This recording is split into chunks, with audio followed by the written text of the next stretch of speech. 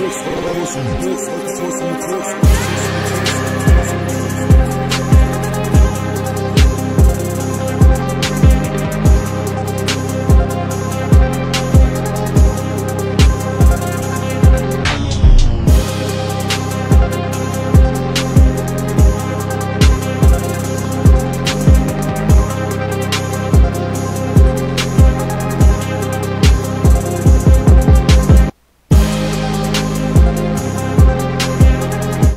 are live, motherfuckers. Welcome, ladies and gentlemen, children of hopefully legal ages. This is Highway to Friday with your host, Ray Rawlins. I'm your co-host, DJ Forever Play, and we also have BSR, and also special guest, Alex Payne, as we talk about news, topics, and a lot of other bullshit that's going on in the internet. What's going on? Man, it's been a good week for me, Stace. As you know, I told you that I got finished with my spring semester classes, took some tests on freaking Tuesday and shit, and now I just basically been chilling for the last 2 days. Well deserved, but I freaking start summer classes on Monday, so not much of a break, but you know, shoot, freaking financial aid's basically taking care of it, so might as well get it all done in one woo-wop. See what I'm saying? Shit. Well, at least your weather's all right over in Illinois. I was like, damn, really? Yeah, man. It's been freaking good. I can't even complain. Nice. East Coast been getting fucked. I heard. I remember we were talking on freaking Monday, yo, or Tuesday. Freaking, I heard thunderstorm. And all yeah, that we had shit. a fucking tornado, yo. Yeah. Tornado? Oh, come on now. Well, it's coming to an end. You know what? I think freaking Jake DeMarco had a tornado too out in Connecticut. Shit. Yeah, because said tornado was right over his house. Yeah, Filthy. His lights was out. For a long period of time. I was like, damn, that's fucked up. It was like the whole world. That's why he wasn't on. That's why he wasn't on Foul Miles yesterday, right? Yeah, Saturday. Okay. Tornadoes, Wednesday. Yeah, Wednesday. It was Saturday. Damn. See, your mind's all fucked up. Shit, you must have just woken up from a nap or something. Shit. Well, and what we got up there? Alex Payne. What's going on, man? He probably probably Facebook messaging in the background. Boy, Alex be getting them booty messages. Boy, Alex getting them booty messages. Booty. Listen, my personal life is my thing, you know. Yeah. We gotta give a shout out to Dan Rex and Alyssa up in the chat. What's popping to them two people right there, Mr. Dan Rex, the guy who likes to add people to the Skype call without permission on Sunday, even though he's not in charge of it. So, hey Dan Rex, how's your girlfriend? Yeah, how's your girlfriend, man? That's what I want to know. How's your girlfriend? Shit. Yeah, how's a pussy? You can still go to jail, bro, my brother. You got to get 2 more years, man. 2 more years. Dan Rex ain't trying to hear none of that, yo. Mm-hmm. Dan Rex definitely ain't trying to hear none of that. He's trying to get that putty. You're going to see Big Biff. Big Biff up in... Ooh, man. Hey, Big Biff don't be playing, man. Mm-hmm. Big Biff don't play. He be waiting for the young folks coming up in there. Like, yeah, come here, fresh fish. I'm going to tear that ass up. Shit, he already got his size set on Cosby. Can't wait till that old motherfucker get up in here. Man, Bill Cosby, 80 years old, boy. Big Biff don't shoot. Big Biff don't care. Big Biff finna get that mess. You don't discriminate. Gonna turn that motherfucker 90. I'm gonna fuck you into retirement, boy. Dan Rex said, she's not my girlfriend. Yeah, she is. She's a girlfriend. She's a girlfriend, yo. Stop lying. You need to stop all your lying. Get that young, tender stuff. Yeah. That sounded scary. She's just ready for you, willing and like a super soaker. Damn. Alex got it popping over there, yo, with the Facebook Messenger.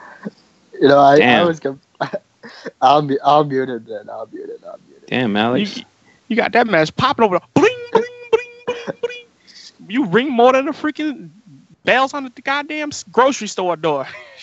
Wait, what? I'm thinking like dollar store. I said grocery store. I meant dollar store. You know, when you open the door, you hear you get that bell ringing like you're trying to get the hotel staff. Like, come on, goddammit. Ding, ding, ding, ding, ding, ding, ding. Like I said, I'm going to mute it now. My apologies. It's muted. He said, Dan Rex said, "Are you guys just poking fun at me? Are we? Are we guys? No, you're gonna be poking something." No, you finna be getting poked. Keep mess around. Big Biff be like, "Hey, I heard you had a 16-year-old." No. Oh no! Whoa! Mm-hmm. That's going up in them no zones, yo. Remember, you had turned 20. That's a no. You gotta wait for Nightbot making the first appearance in the chat. We gotta say what's popping to Nightbot. Pimping as usual, man. You know, our producers asked for freaking donations. That's not Ray Rawlins. That's our producer over there asking for donations. That's not me. Shit. Not like certain people. Not like certain people on YouTube, but. Shit, motherfucking. Yeah, Nightbot have the thing come in the chat like 19 million times during the show. Oh yeah, you want to support the stream? Click this. Boo, boo, boo. Come on, Bailey, control that motherfucker. That's his bitch. Alex, man, how have you been doing? We got a little bit of knowledge of how Stacy's doing, but how you doing, my brother? I doing alright. My chat's been blowing up for some reason lately, but you know, I doing alright. I ain't complaining. We know why that chat's blowing up, boy. You got them little boo things hitting you up. Shit. Mm-hmm. I've been talking to too much gal lately, man. It's just Yo, shit about to blow up. Skeet, skeet, skeet. Well, you know how I gotta do, man. I just gotta ask how everybody's doing before we get started hitting these topics up. You know, it's just a courtesy thing, you know. Shit. Our Mr. Producer, he's doing the right thing, just staying muted over there, just being quiet. That's a good Mexican. Get your hands off that chicken. Put the chicken down. Put the chicken and the sides down. Wipe your hands. You know it's crazy, man. We were gonna have Popeyes today, right? That's what my parents got. But I had got some freaking lasagna with some garlic bread. I was thinking of Popeyes too. I was like, do I want Popeyes doing? Huh? I want the lasagna. Yeah, that's what I was saying. I mean, I had it last week for my birthday, but I'm like, you know what? Nah, I need me some freaking Popeyes, yo. But then I just freaking switched up because the Popeyes and lasagna obviously were the same price. I was going to get the 5-piece meal with the sides and the biscuits and shit. But I was like, you know what? I'll just give me the lasagna. That's what I got to taste for. 5-piece? Yeah. Damn, man. You never heard of 2-piece and a biscuit? Man, you think my big ass finna be full off 2-piece and a biscuit? Shit, they sent you somewhere that has mutant chickens, man, with big ass pieces. Motherfucking 2-piece and a biscuit, boy. Your ass silly to the motherfucker. So that's a snack pack. I'm just saying. We talking about dinner. We ain't doing no snack packs over here. I should have gotten that because my belly's kind of empty now. I should have gotten that. But hey, no regrets, man. No regrets. So, the freaking royal wedding between Meghan Markle and fucking Prince Harry is the talk of the town. What? Couldn't give a fuck less. Me, same here. Same here, man. I didn't even notice the thing until you said it just now. I already did that fucking chuck and die. That was like 4:30 in the morning. Hell, and I can't do no more of that shit. You know, the last one, or actually the first one that I seen was freaking Prince William and Kate Middleton. Mm-hmm. That was in freaking 2011. I remember I was in 8th grade, and we talked about the royal wedding a couple weeks ago. I was in 8th grade, and I had to travel back to my house in the city to freaking go to school. So I remember sitting in the living room, 8 in the morning, listening to the damn wedding because my dad just follows that stuff. It's not interesting to me. Yeah, he likes that stuff, man. He likes all the news and politics and shit. But when he saw he was watching the royal wedding, William and Kate, I was bored out of my damn mind. I was bored out of my damn mind. I was like, why the fuck did he listen to this shit? It's weird to me. Like, he likes all that celebrity gossip and all that stuff. I can't stand it, yo. Damn, okay. I can't look at no long-ass wedding. I mean, especially see her walking with them big-ass, long-ass train. Right. Like, damn. That's a long-ass train, yo. Like, Di had a long-ass train, yo. I was like, damn, you got people on that motherfucker? This is laying on that shit? Pulling train. We need a welcome Miss Lilith in the chat. Miss Lilith, what's poppin', yo? Behave now. Hmm. I said your boy Dan Rex is wondering where you was at. Yeah, Dan Rex is talking about how y'all a couple now and everything, you know. He's talking all that good stuff. Mm-hmm. But yeah, the freaking royal wedding, I'm not interested in it at all. Like you said with Chuck and Di, you said it was on the 4:30 in the morning? 4:30 in the morning. Mm. And this was back in the 80s, man. I was like, how the fuck are you doing watching this shit? Right. So then that would be 3:30 my time because you're an hour ahead of me. Yeah, but the same time this time also. Yeah. Yeah, exactly. Because Britain's like 5-6 hours ahead of us, I believe. Yeah. Probably so then, 6. Yeah, so then let's say, because like I said, I remember 8 in the morning I was watching that. So 8 plus 6 is about, I say like 2 in the afternoon. So yeah, they get going through the wedding in the morning and afternoon. They do dinner around that time, like maybe 2, 3, something like that. Then the National Guard takes them to this 2-mile stretch. All these people waving and shit. Like, come on now. This is just a little bit overblown. Just say I do. Come on, let's go back to the hotel and fuck. But listen, that's the royal family, man. Can you expect anything more or less? Like, come on, that's the royal family. You know they got to do it up. Give a damn if it's Family Matters. I don't give a fuck.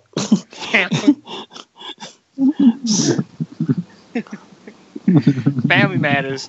I mean, freaking Steve and Laura probably wouldn't have a wedding as big as that, yo. No, he'd be just glad. He'd be just glad to marry her and say, "Oh, Laura, oh God, finally." Well, Stefan. No, Steve got that, yo. Steve got that at the end, if you remember. Steve got I ain't that. gonna lie, right? I ain't got no idea what y'all talking about. Oh, it's a sitcom.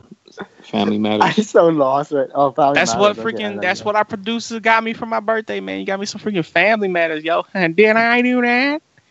Oh my God. I didn't realize y'all talking about Family Matters. But imagine, like, you know, of course they're characters. But imagine, right, if they did a tape scene, freaking Steve Urkel freaking pounding that putty. Man. Steve Urkel. Oh my God. Did I do that? He'll say that right after he busts all over. Mm-hmm. Like, oh my God. Yes, you did, Steve. Oh. He'd do his freaking snort. Well, I'm sorry, Laura. I've been waiting all this time for this. It's natural. Hell yeah, he'll straight up hit her with that one, yo. It's natural. You gotta freaking love Steve Urkel, man. Any Family Matters fans, you gotta freaking love it, yo. Laura be like, damn, you spilled the whole pint on me, motherfucker. Steve Urkel don't play. But the thing with the royal wedding, the reason why I brought this up, of course, it's Saturday. That's when it's going to be going down. But throughout this whole week, it's been a question of who's going to walk Meghan Markle down the aisle. Probably her mother. Yeah. And the whole craziness with the dad, like they're saying he's faking photos. I don't know much about that, but this is what I was hearing. They call it a photo scanner. Like he's trying to, you know, dress up for like the paparazzi and shit. You know, try to doctor all these photos. And then comes to find out that he has like heart surgery to go through. I want to say over the weekend at the time of the wedding. So all the media was getting all over him about, you know, the doctor photos, and you know he said he pulled out of the wedding because of the media. You know, he was tired of being harassed by the paparazzi and all that shit, which this whole thing is just fucking crazy. If you ask me, it's just really it's just too much. He got kind of blackmailed because they were just taking all these fucked up photos, like he drinking beer and right, doing all this degenerate shit, and then they blackmailed him, so he had to be kind of forced to do some reading magazines and getting fitted for a suit and shit like that. I was like, paparazzi is evil, yo. They evil motherfuckers. I mean, that's what motherfuckers help kill, fucking die. Yeah.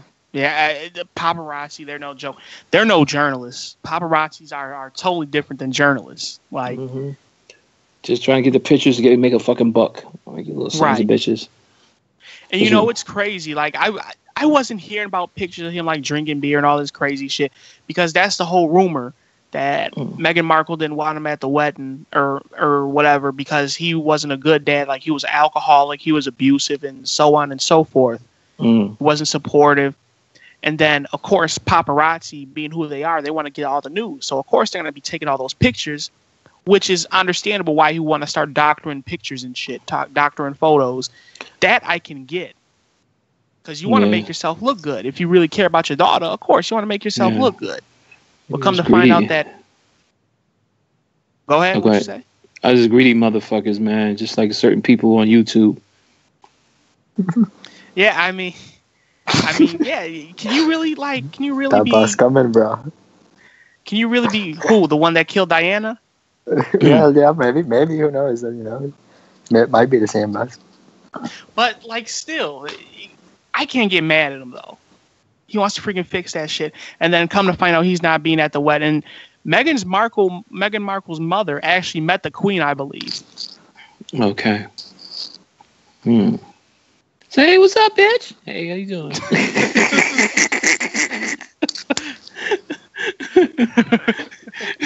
Wouldn't it be cool if the fucking Queen Elizabeth was like cool like that? Behind closed door. What's up, bitch? Hey, what's going on? Yo, you know she probably is. Like, real talk, you know she probably is. Oh, motherfucker, I want a motherfucking Big Mac. The wedding food that they're serving, it's going to be like little horse divorce. But horse divers. It's going to be served in little bowls. This is what I was hearing. I'm not sure exactly what, but it's some freaking elegant, fancy crap. Mm-hmm. But I heard them talking about the freaking cake, and it's gonna be like a lemon flour cake. It's just gonna be like a lemon cake, and I want to say, be a booty cake. I wish. Shit, that's what I want on my way. Big ass booty on that cake. Booty shots. Put your face in the cake. Go. Booty shots. Nice freaking vanilla cake with the freaking chocolate in the middle. Booty. You back shot that ass. What type of wedding cake would you like? You guys got married, or any type of cake on a special occasion? What would you guys prefer?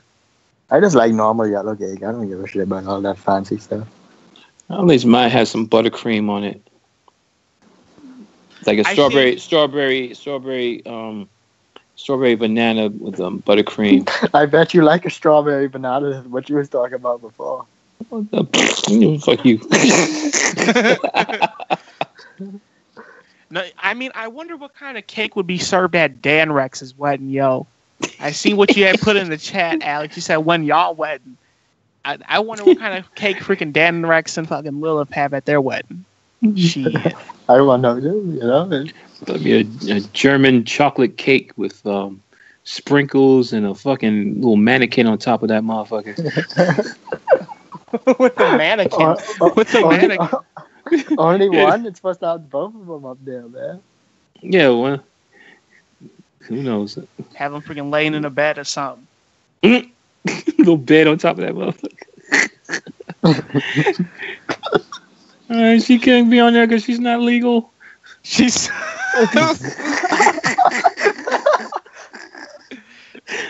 not legal. Oh, fucking Big Biff. Oh, Big Biff, boy. Shoot. I wonder if Big Biff gonna be at the wedding. Probably. He waiting for them and Don Rex honeymoon. Soon as you say I Dan do, Rex and I Lilith do. get married. Even though Dan Rex and Lilith get married, boy, it could be Big Biff and Homeboy with home honeymoon. Come here, What boy, type I'm of gonna be your clothes does best Big man. Biff? What type of clothes does Big Biff dress in? I never see him, Stace. What does he look like a little bit? Khakis and jail suits. What if he's out of jail, man? What if he's out of jail? He wearing canvas shirts and Dickies. Did you say carrot shirts? Canvas shirts. Oh, I thought it was like carrot shirts. I was like, what No, canvas shirts and Dickies with fucking work boots. Well, he like a good dickie. You never seen Dickies? Well, actually, he likes to give a good dicking. Mm-hmm. Fresh fish. Get that. Lilith was getting mad and she said, "Fuck you, we're not dating." Just messing with you. Are we? I don't know.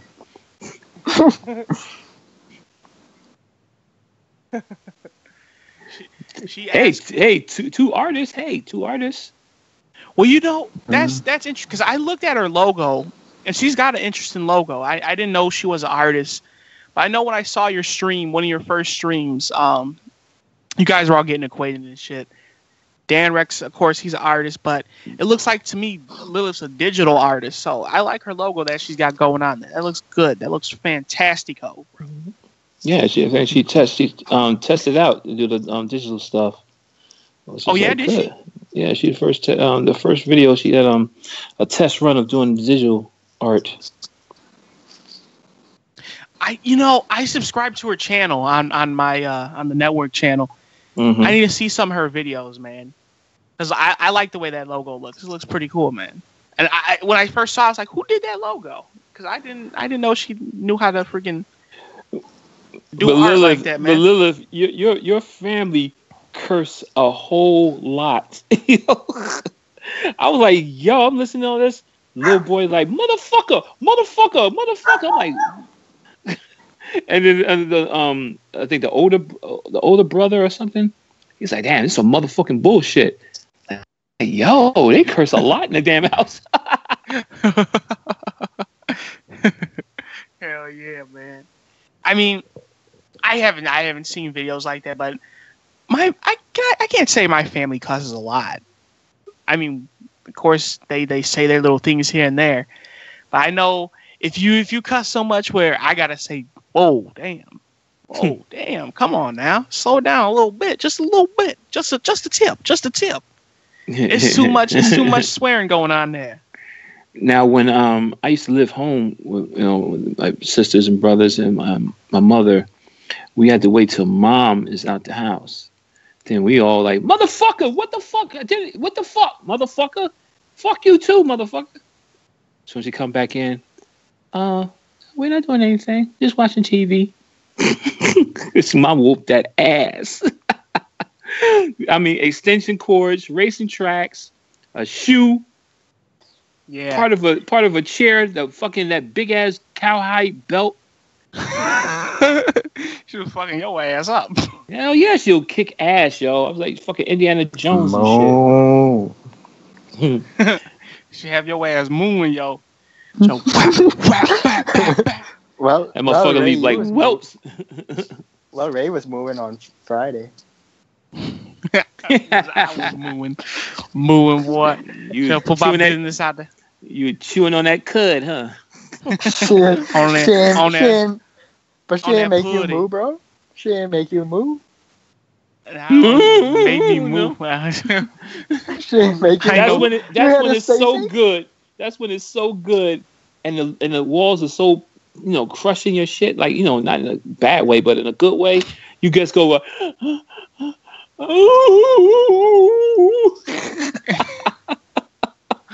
You get milk. You get milk, yo. You get milk. No, she didn't. No, she didn't, yo. No, she didn't. It's getting that milk out. Man, y'all something else. Y'all is something else. Y'all put people business out there, boy. Say, come on, Bassett, I'm about to milk you. Bassett. Oh shit. Stace, I don't know if you heard about this, but the Supreme Court up in New Jersey, right?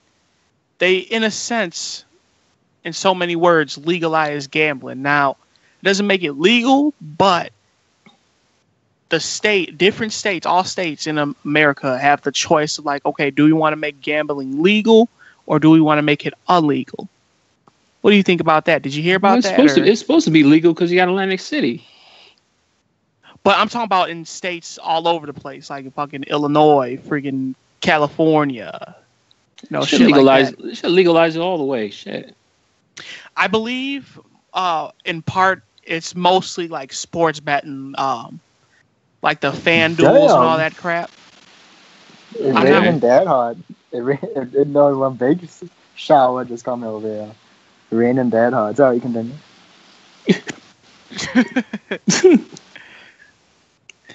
It catch me off guard. I'm sorry. Like, it literally just started. It didn't even, like, there was no build-up. It just freaking started pouring. That's what she said. Moo. She'll make you moo, King. She'll be milking you, bro. No build-up. It just started pouring.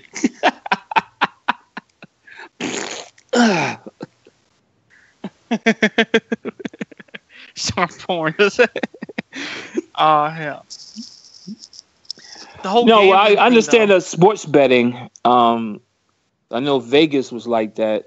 I don't know about Jersey. It was just for like gambling, casino gambling for Jersey. Right.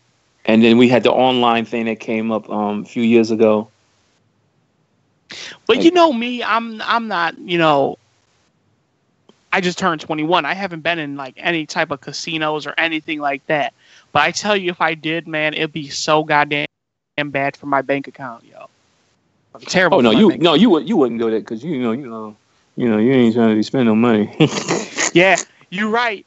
I'll be one of those people go in He's there. He's a cheap bitch. Like how Drew said on Derailed, man. Freaking go up in there, $20. Spend this $20, it's over with.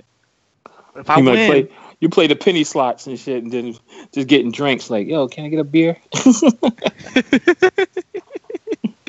Hell yeah, man! You right though. I be coming up in there with the most freaking conservative mindset possible, yo. Because people need to check that shit at the door. Like, man, I need to spend this much, and I can't spend over. I can't spend over this amount. But people be going crazy up in there. It'd just be so much fun. And don't get me wrong, hell, if I was in that position, it would be fun. But, I'm a smart man. Say, I ain't no baller. Big baller. Shot caller. Like, you no player. But, like, if you're a freaking, like, say if you're betting with your friend, right? You're betting with your friend. It's just a good feeling, like, especially when you win, yo. Mm-hmm. Like, man, you know what? All right, I want to keep tossing bets out there. Let me see if I can keep winning, gaining more money. That's how I am, man. I'll just freaking just keep betting and betting and betting. I'll be the freaking gambling man, yo. Yeah, because I don't bet unless it's a sure thing, though. Right, exactly. Where you at least got somewhat of a chance. Mm-hmm. My strategy is, I told Stacy this before, I do the $2 strategy. I walk in with $2. If I win something big, like say if I win $100 out of my $2, then I'll do $2 out of that. And if I run out of the $2, then I stop. Yeah, but not people think that way. Some people get addicted and they say like, ching, ching, ching, ching. Oh God, I gotta keep going. The jackpot is up there. I gotta do that. Ching, ching, ching, ching. Come on. My psychology teacher from last semester, he had said his brother, I believe it was, had like a gambling addiction. Mm-hmm. And he had asked us, like, what do you think is the most addictive thing about the casino? What do you think it is, Stace? The lights and the noise. And yes. You hear that jackpot, you just get amped up. You're like, oh, shit, yeah. I mean, I hit it a couple of times before, maybe like $1,000.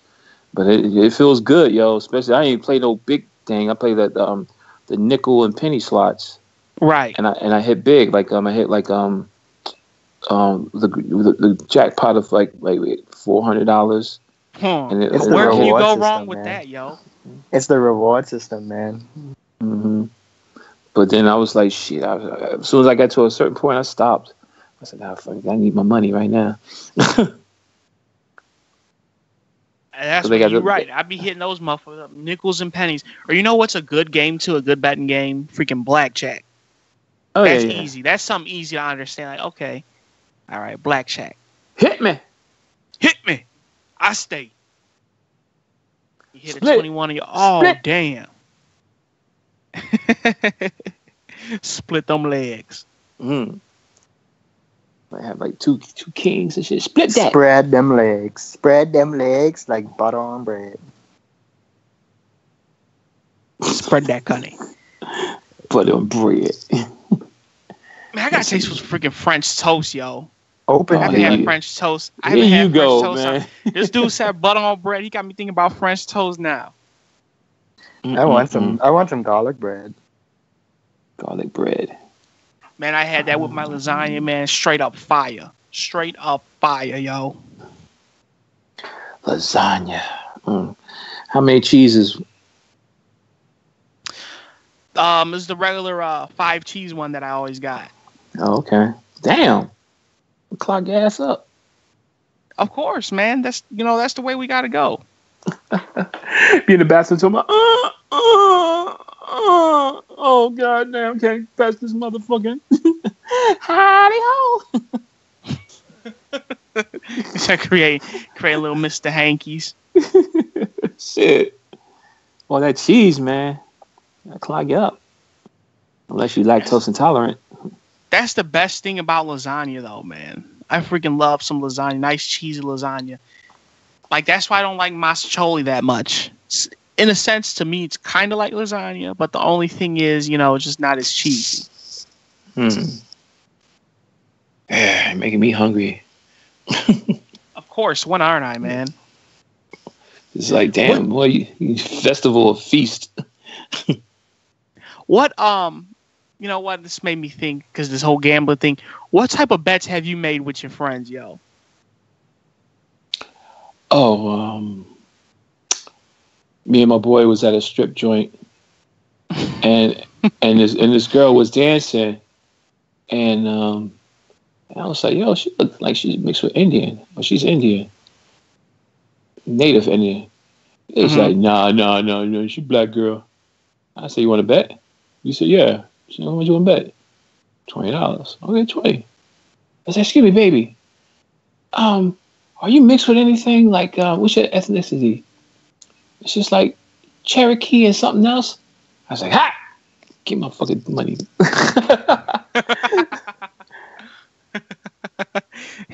I bet he was mad as hell, huh? Yeah, he was mad because he wanted to cash that into singles. He said, man, come to the club prepared, man. Straight up. He said, you want to cash that into singles? Nope. Yeah, because I don't bet if this is a sure thing or right, close to a sure thing. You'd be a stupid man if you didn't. And that's why people they stop betting with me and stuff. Like, I know something's up. Right. Mm-hmm. And like, no, I ain't betting your ass. I mean, one bet that I remember when I was younger, I had to be like maybe 4th, 5th grade, right? And me and my buddy were playing Mortal Kombat. This is Deadly Alliance on the PS2. I'll never forget it. Mm-hmm. And we were going against each other. I was playing as Reptile, right? Seems accurate. What do you mean? If you don't know, I don't know. Continue. All right, you weirdo. But no, I was playing just like your mama. No, just like your mama, motherfucker. Oh, you no, repeated but what I said. Hurting. That's right. Hell yeah, man. Shit, got nothing important to say. But we had this little bet, and I was good at playing Mortal Kombat. I was playing as Reptile. He was playing, I forget who he was playing as, but he said, you know what, man? Think you so damn good with Reptile, man. I bet you I could beat you with so-and-so. I'm like, yeah, okay. This is one of those little kid bets. So I picked Reptile. He had picked, I think it was Raiden. So we played with that. I won. I think the bet was for like maybe $5-10. It was like a good ass minute ago. I'm surprised I remember that. Mm-hmm. You whooped his ass? Of course. Man, all I had to do was just freaking stick that sword in him, stick his little blade in him, and had that shit do all the work. It's draining his health.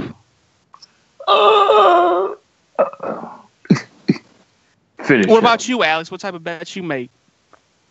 How big your mama pussy is, how ugly you is, stuff like that. Oh, really? Yeah. Who did you bet that with? Well, I said your mom has had a normal, decent sized one, and I said that you're a handsome man, but Stacy over here thought otherwise. This motherfucker. I mean, I thought he probably like what's the longest skeet and shit like that. I'm surprised it wasn't anything worse. He tries to be funny and have all these good comebacks and shit. Have these set up these good jokes. But come on, man. It's like crickets up in here, man. They're worse than Mellow Yellow jokes. Ooh. Ray, why would you say such a thing even though I agree? Oh, no. No, but I want to know the answer to those questions, though. I want to know the answers to those questions. I don't really bet like that. Well, yeah, I don't really bet like that. You never had a friendly bet. I want to know the answers to your bets, though. Like, what was the answers to those? Like, what I want to know. I want to know the results, yo. What do you mean? Oh, I like to tell you the results. Okay, you mean the outcome? Okay. Okay. Yeah. Yeah. Well, apparently. Come on, you try to set up a joke and let me know the punchline. Well, it turns out that. It turns out I lost, and Stacy was right that your mom did have a big pussy because she have full on two in there. Oh my god! Hey man, she had to push my big ass out. I won because Bailey snuck through your window and took a picture of you, and you ain't look that bad, so I won. Well, I mean, I guess I can say. Whoa! Bailey snuck in your window. Yeah, he stuck in the window. Notice I didn't say he got through it because he got stuck halfway through. I wake up, yo. I wake up. I see his big ass. Ray, push me out. Trying to bust the window out. Yeah, your house will be doing a reverse. Like, get the chicken grease. Your house will be doing a reverse birth with Bailey. Ooh. I'd be like, man, Bailey, you like a freaking mammal, yo. Excrete that chicken grease, just screwed out. It's coming out. It's coming out. Motherfucker, scoot out like Alex does out of the closet, yo. Scoot, I fucking bust that door open and swing that like a champ king, man. What you think this is? Hey, who's in the chat? Just basically mainly Lilith and Dan Rex. Pretty quiet night tonight. Freaking Alyssa. Oh snap, we got Stone Cold Cody in the chat. What's poppin', Stone Cold Cody? Stone Cold Cody. It's a pretty slow night tonight. It's not it wasn't popping like it was for the last couple weeks. Pretty easy tonight, man. Not that many chances to read. I kinda like that shit. It's low key. Low key. And of course we got the whole night bot up in there. Nobody donate. Yeah, nobody donate. One thing that I liked about what Alex said, we were talking a couple weeks ago. I'm like, man, doing this on Bailey's channel, you see that link come through the chat like 90 million times. Like, people think like, man, this show just started up. This motherfucker's asking for donations. No, that's not Ray Rawlins doing. That's the man behind the computers doing, yo. Shit, not me. Hell no. Don't put my name on that. Nope. Shit. Yeah, Espinozations. What did you just say? Espinozations. That's kind of lame. That sucks. You suck. Get off the show. Fuck all y'all. Get off. Man, Ken has better freaking taglines than you. Like freaking Cronin donations, Joe Nations. He got freaking better taglines than you. Shit. I will tell you this though. Didn't you come up with the name for the show, Highway to Friday? Or was that me? That was you. You came up with something. Don't you know your own creation, motherfucker? No, I thought I did because I was thinking of that earlier. I was like, man, who came up with the name for the show? Like you were coming. We were talking about. I remember you said news, food, pussy. When isn't Stacy coming? Mm. No clue, man. His horny rat ass. Hey, you should learn, young grasshopper. I don't need any vices, King man. I. Yeah. No, Alex is one of those freaking asexuals, yo. Just don't get excited about, he's not normal. He's abnormal, bro. He's abnormal. I just don't have any vices. Like I don't. The normal stuff that drives people crazy just doesn't, have that effect on me. It ain't even just that; it's everything. Like I don't have strong urges to drink. I don't have strong urges to do drugs. I don't have strong urges to do any of that shit. You should have a strong urge to fuck. Nah, you just said I could choose a honey rat. No, I'm just saying, motherfucker. You fucking what? You 21, about to be 22. Yeah. God damn. I don't disagree, but like I said, if it's around me, I'll tear that shit down in a heartbeat. But I don't be sitting home fiending, Yeah, because you don't. Well, you gotta be in it to win it. Yeah, but you don't need to be in it to win it if you don't care about the game. Yeah, but you got to play the game to be interested in the game. Well, we go all night with this shit. Come on. I find it funny because Lilith says in the chat, Lilith's saying in the chat, Alex, I don't know if you see it, she said you're a thought. Oh, okay, I understand. Makes sense. That hoe over there. Well, why is he a thought, Lilith? Yeah, why am I a thought, Lilith? Yeah, I was an undercover hoe. Undercover hoe. No, he's an undercover. He's an undercover Johnny Holes, yo. You was an out of the cover Bailey addict. Hey, don't talk about me like that. Come on now. Johnny Holes is a cool dude, though. I love that guy, man. We got a freaking hashtag Johnny Holes for monetize this champ, yo. Straight up. I told him, man, after he wins, we're gonna freaking celebrate with all we can eat cannolis, yo. Straight up. Trying to kill the man? That's what you trying to do. You trying to kill that motherfucker, huh? So the answer to the question of why Alex is a thought is, well, it's true. No, it's not. See, that's what happens, when you let retards date other retards. Oh my god! You get nothing interesting out of it. Well, it could be worse. It could be like that heifer over there. Because she said because he's an idiot thought. Like, come on. You see, that's the thing with teenagers, though, and this is why. Of course she's. Oh no! And she's timed out.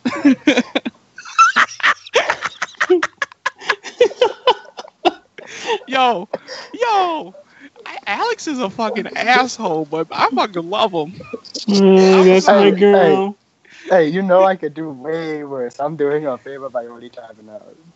No, you need to. But he said, and that's why she's timed out. For some reason, man, you just sound like straight up Ken with that one. You're gone. Good. Nice chat. Goodbye. Yeah, good talk. Oh Lord, motherfuckers be having me rolling, yo. That's why I'm glad we got Alex on here, yo. That's why I'm freaking glad we got him on here. Yeah, straight up comedy like a mud. Yeah. Don't be jealous with your grandfather ass over there. Grandfather, these nuts, motherfucker. Upside your head. Give you a concussion. Well, that makes you gay, because that means you want to put your nuts on another man's head. I'm gonna give you a concussion. Hey, that just means you like it rough with a man. Stacy, I don't know if you heard, man, but Lilith made her debut Sunday on BSing with BSR. Yeah, I heard. Lord knows that show's coming back Sunday, or not, or whatever the heck. It was a crazy, wild show. What do you think about her debut? How do you think she did, yo? I'm gonna put you on the spot. I want to hear this answer. It was interesting. It was just like all this kicking people in the nuts and chopping them in the throat and shit. I'm like, wow, she's violent. Okay. She got shanks. She's in Compton? The fuck? I don't know. I just thought it was interesting. She wanted to call in tonight, but this is night we really don't take calls tonight. So this is just me, Alex, Stacy, just freaking kicking it, man. The food man, the pudding man, and the thought over there. And Mr. Chicken Grease behind the computer. That statement is contradictory, because how can I be that hoe over there? That hoe? You're an internet hoe. How do you No, mean but so? you know, before Alex timed her out, I was gonna say that kids, mainly, they don't when they state something or make a statement like that, they usually don't have evidence to back it up. Now, like I said, of course she was joking. I would hope, but I remember when I was going through high school, we had teachers would be like, okay, you know, I want you to give us an answer to this question. I want to have evidence to back it up. That was just proof right there. I know she was joking, but at least if you make a joke like that, come on, have some freaking evidence to kind of back it up a little bit. Like I can say, Bailey's a fat ass. Why? He hops on a scale, reads 412, and he eats freaking Kentucky Fried Chicken morning, noon, and night. Bro, I swear to God, you better get your fucking mixer so and kick back. And you can so get kick off this network. You can so get your ass kick off this network. He's not listening. Yeah, he's got Sam, and he's talking to Sam in both ears. He's stuffing his throat he's stuffing his gullet with like 19 ham sandwiches. Thank God. Oh shit, the stream stopped. Yo ass was gonna have me look too. But Alice is an internet hoe, though. How you mean so? I mean, you like to juggle all these women on the internet. You may no. I mean, don't say it like that. Yo, did you hear? I was freaking. Listen. This is not even up for debate, because we've been off the air, and you hear this motherfucker's Facebook just blowing up. Bling, bling, bling, bling, bling, bling. It's freaking blowing up, yo. It's freaking blowing up, message after message after. Like, god damn, Alex motherfucker got like 11 million boo things on that Facebook chat, yo. Alex is a player, yo. He like an internet Stacy. Straight up. He's a player.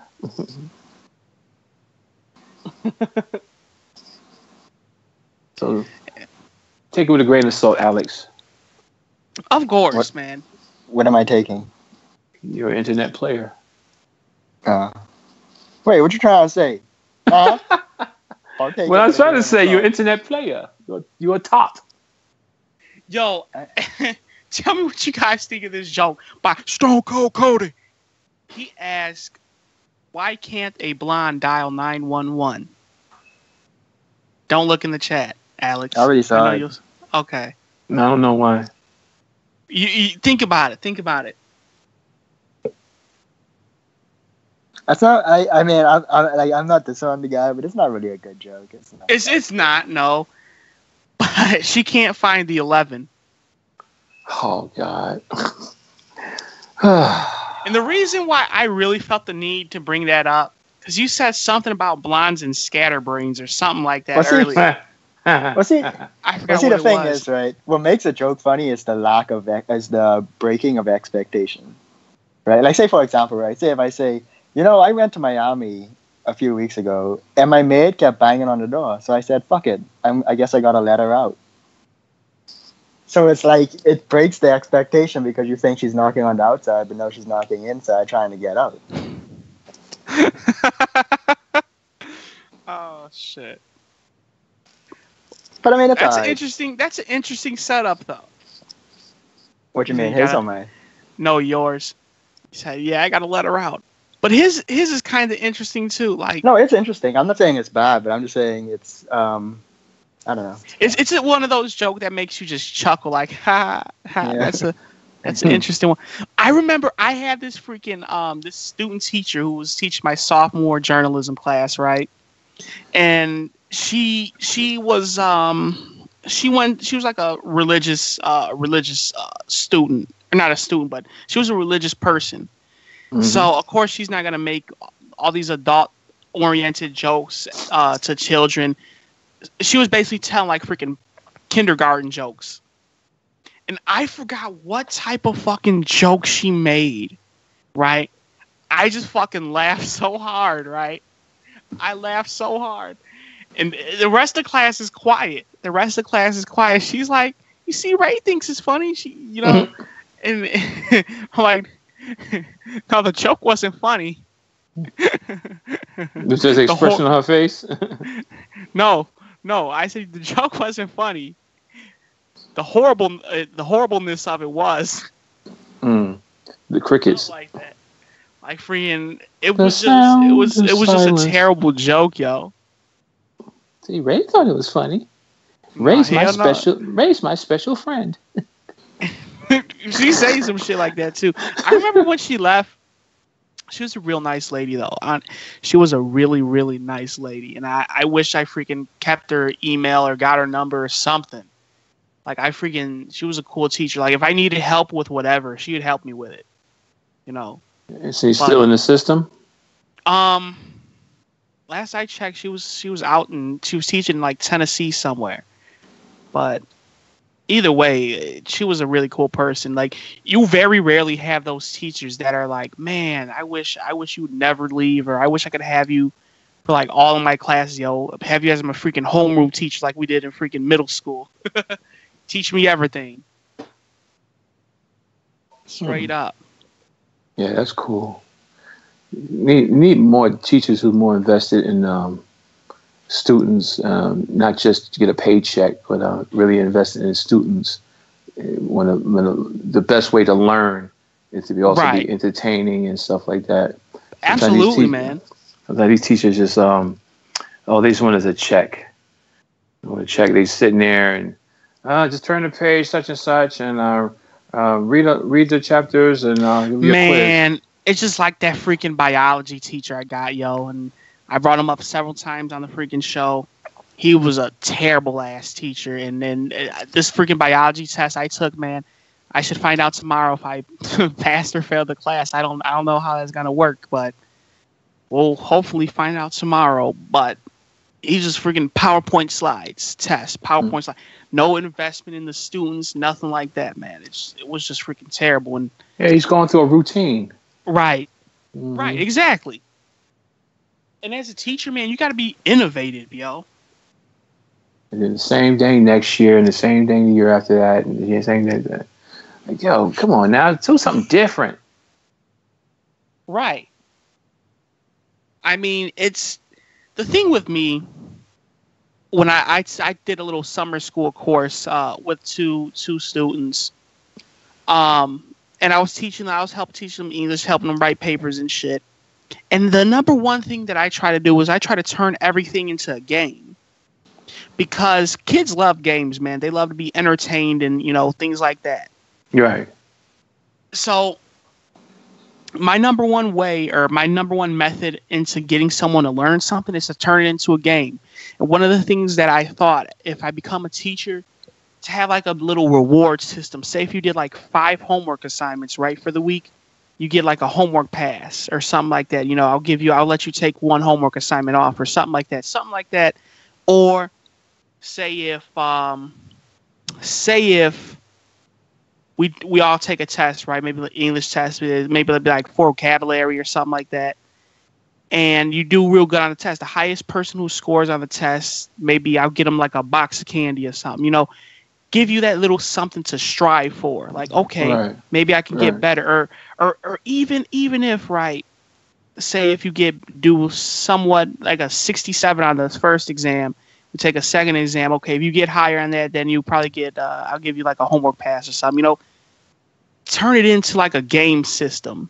to make it feel like they have to, to make it feel like they're completing something like a task or a mission or in a game, because that's how I kind of am. Like, I love playing video games. And the number one thing that I did in high school, which made me freaking really successful in high school. Oh my God. Are you laughing at something in the chat, Alex? No, I just thought of something. Okay, hold on. So in high school, man, I had this little objective list. Like, okay, I'll get this done. I'll get that done. And then I'll be able to, play some video games or something. Like, for example, let's say on Monday, right, I had to do an essay or whatever the hell. So I set up like a to-do list with 5 options on it, or 5 little tasks on it, ranging them all from importance. So one will be like finish up essay or get paragraph 1 of essay done. 2, science homework. 3, math homework. 4, I'll probably do like video games or whatever the hell, or what, I just prioritize things on a little to-do list. I used to do that, and that's what made me successful. And I'm gonna start doing that for college too, yo, because I freaking fell off. I'm procrastinating fuck now. So yes, you did. yeah. I am. It's a bad thing. Shit. I figured out this semester, and I said, you know what? For the summer semester, that shit ain't going down like that.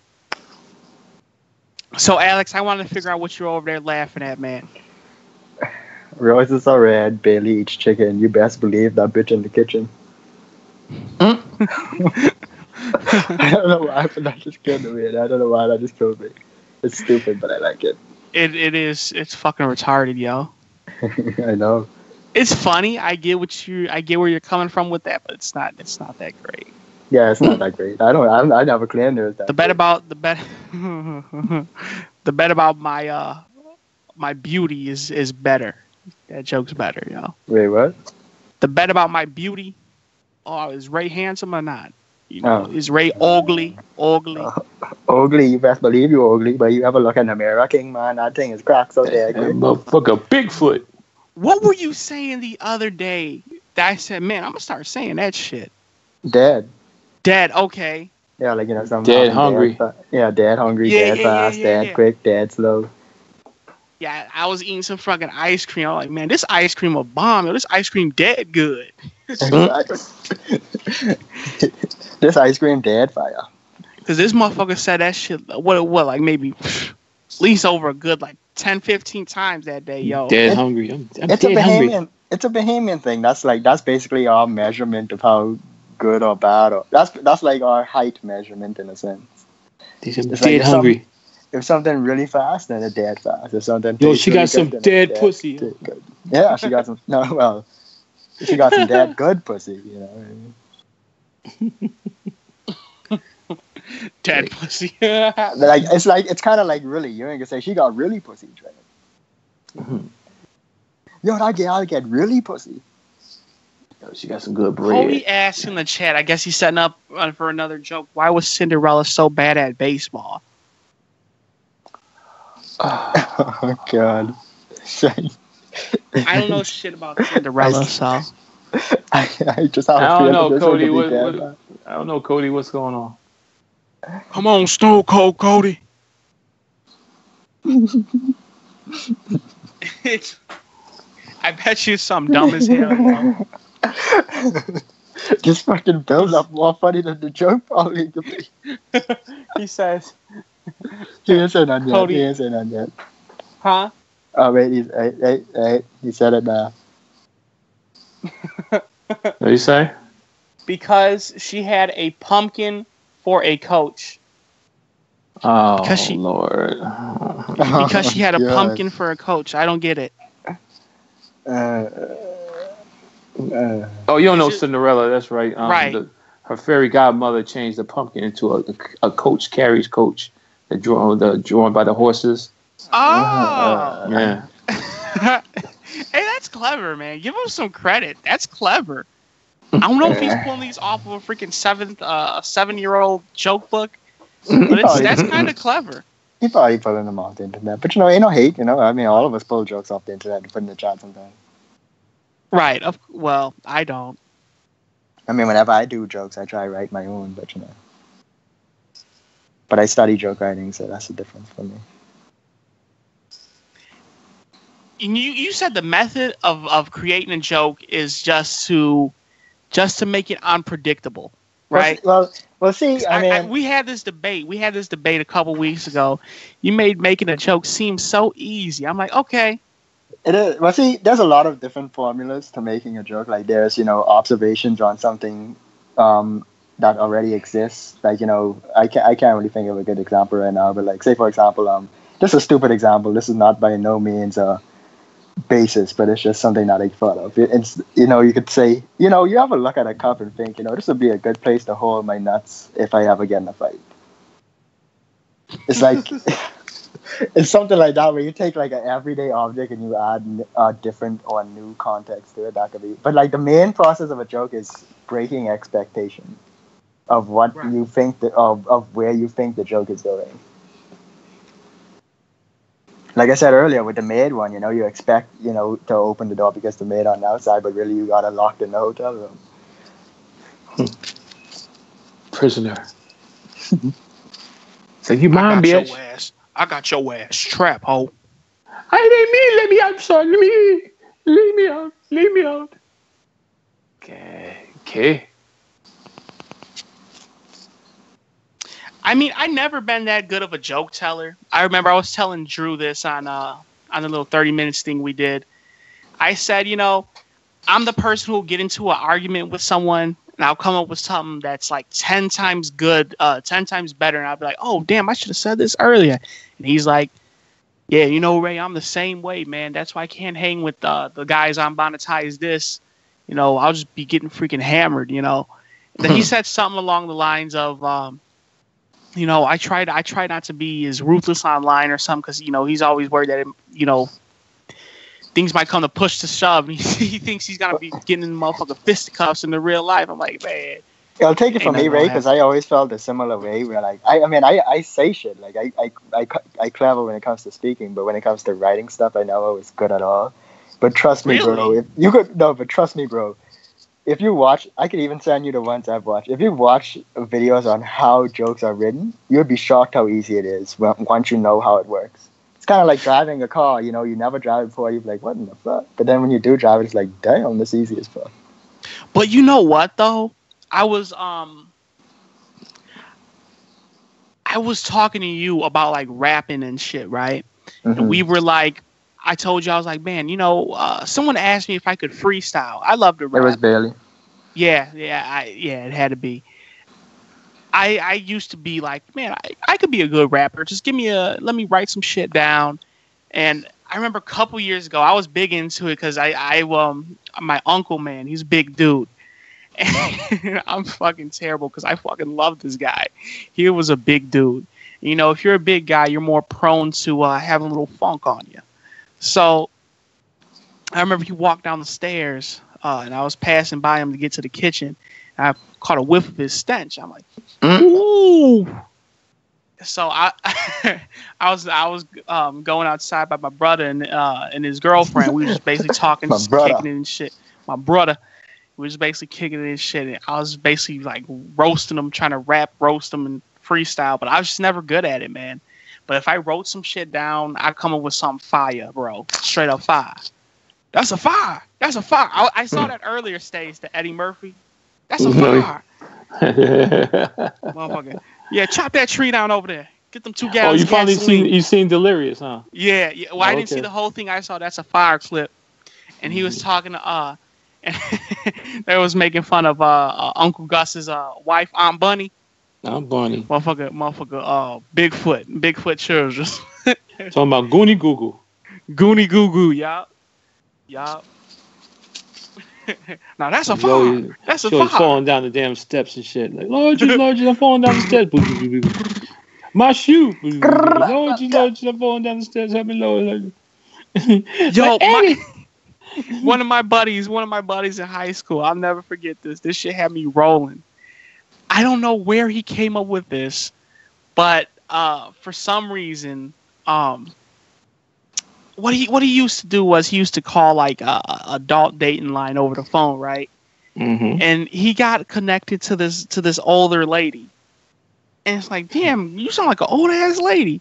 He was making jokes about it. He's like, man, I love to hear that bitch just fall down the stairs. He said something about the night. He said like 97 or something like that. This bitch 97 is falling down the stairs. Just imagine, like when we're in the fucking when we're in the hallways of the school, right?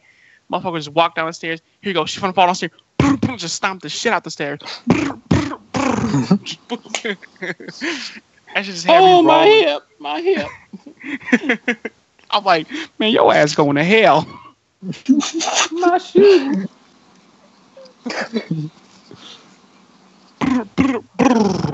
Hell yeah, man. Shit, that's my boy though. Gunshots in your gunny. Gunshots in your booty shots, boy. Booty Shit. shots. Booty shots. Booty shot, the new drink. What is your ass laughing at, yo? I just laughing at like friggin' Lilith and Cody just in this friggin' they was in this stalemate of who joke gonna get answer first or something. Because Cody said, he said the lead up and Lilith said the lead up right under him, and they just like it was there for like one good 5 minutes before anybody said anything else. Yo, that's why I didn't know. I didn't say anything, man. I saw it up in there. Like, you know what? I ain't gonna say shit. I ain't even gonna acknowledge it, yo. I ain't even gonna acknowledge it. Shit. But, oh my god, he said the worst one ever. What did the hot dog say when it crossed the finish line? I'm a wiener. Well, Cuddy and rice with no spice. You deserve a timeout for that one, bro. I'm a wiener. Give it to you, but you deserve one. Motherfuckers just timing. This motherfuckers had in timeouts like they Christmas cards. I ain't give it to him, but he deserved one. I'm a wiener. I thought he was gonna say, "Where's the ketchup?" that would be. Let me. Sound like Bailey. I'm a wiener. Oh shit! Damn, that rain ain't playing. So but true, that rain freaking he bread right out, bro. I love a good thunderstorm, yo. I fucking love a good thunderstorm. I'm tired of all this goddamn rain. Especially now that I'm in the basement. Man. Because when I was upstairs, I would just always be worried because the wind just be pushing up against the window like hard. It's just keep hitting the damn window. I'd be worried that motherfucker just might pop out and just glass flying everywhere. That wouldn't happen, but that was always my number one fear, yo. And being down here in the basement, it's just... was in the chat. How are you, Sir Cardinal? Yeah, he just hop in the chat. Oh shit, what's popping, Cardinal, my brother? Cardinal. My Canadian bacon eating brother. Shit. Does that mean he's ham?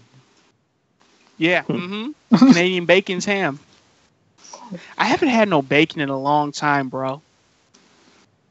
I was thinking that I was drinking a freaking Budweiser yesterday, right? And I was thinking like, man, I want some pizza crust. Because of the yeast in the beer, man. And I was thinking like, this tastes like pizza crust, yo. So what you're saying is when you drink a beer, you get a yeast infection? No. Of course not. I could taste that yeast and shit, motherfucker. Give me some goddamn pizza to go with it. I should have got one today, but I was like, nah. I want lasagna more. Nice pizza with some motherfucking bacon on it, some pepperoni. Your stomach be like, yo, what we gonna eat today? It do, man. It do.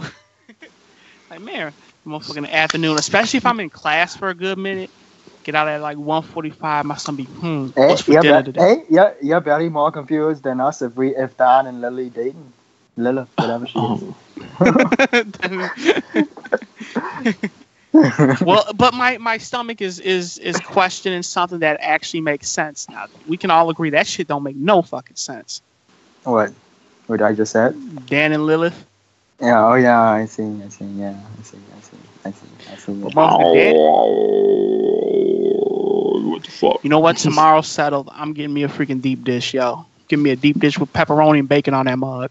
And pizza. Straight up. Yes, sir. And pizza. And beer. I'm gonna get a freaking deep dish macaroni and cheese. That's a joke because then you expect the deep dish to be the pizza, but then you're like, I'm pizza. And beer. Beer and pizza.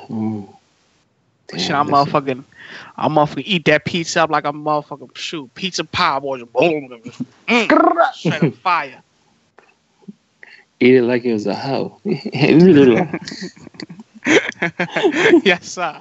I'm motherfucking eat it like I'm eating Alex Miles' pussy, yo. Ooh. Bro, you wouldn't want to do that. You might get stuff on your face that you don't. Yeah, her pussy juice. Well, I mean, if you want your face burn off. Oh my god. Well, Alex, you say your mother's attractive though, right? I mean, I guess, but that don't mean she ain't got some type of face eating disease or something. I'm saying she don't wash. This dude said, man, his freaking cousin, half of his family, good majority of his family are beautiful looking women, yo. Yeah, a lot of women in his family said they're beautiful, man. This dude might freaking bang a cousin, yo. Well, I mean, I don't know a lot of them, so I might have done it. I might do it and not even know. We were talking about this a minute ago, Stace, right? Oh, I don't Lord. know how that got brought up. I was like, man, I don't know who.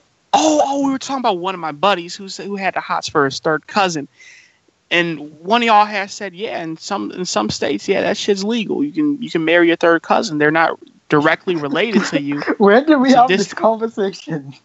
This is when we really started first talking, yo. You don't remember? You make it sound like this was this morning or some shit. No, we were just talking, right? This was a while ago. But like it was talking about first and second cousins now. No. Yeah. Third, that's like temptation optional. Right. Because one of my buddies, he had a thing for his third cousin. I'm like, man, y'all get your goof ass on away from me, shit. Talking about some third cousin. Oh, you messed up in the head, B. Straight up. Put a condom on. Hell no, don't touch it. Don't touch it. No, sir. I had some fucking reread kids and shit. Oh no. Don't do it. This, I just thought of something, right? And in a sense, this don't make any sense at all. But in a sense, it does make a lot of sense when you think about it, right? Mm-hmm. Right.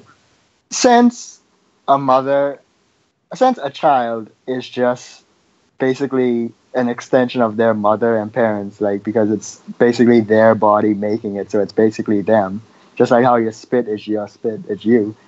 Right. Does that mean if a parent has sex with a child, that in a sense they're technically masturbating? Ooh. No. Listen, that's interesting how he freaking put that out there, yo.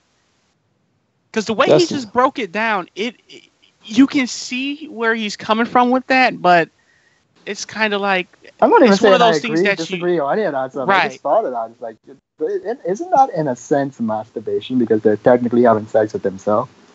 In a sense, but it's a totally different person.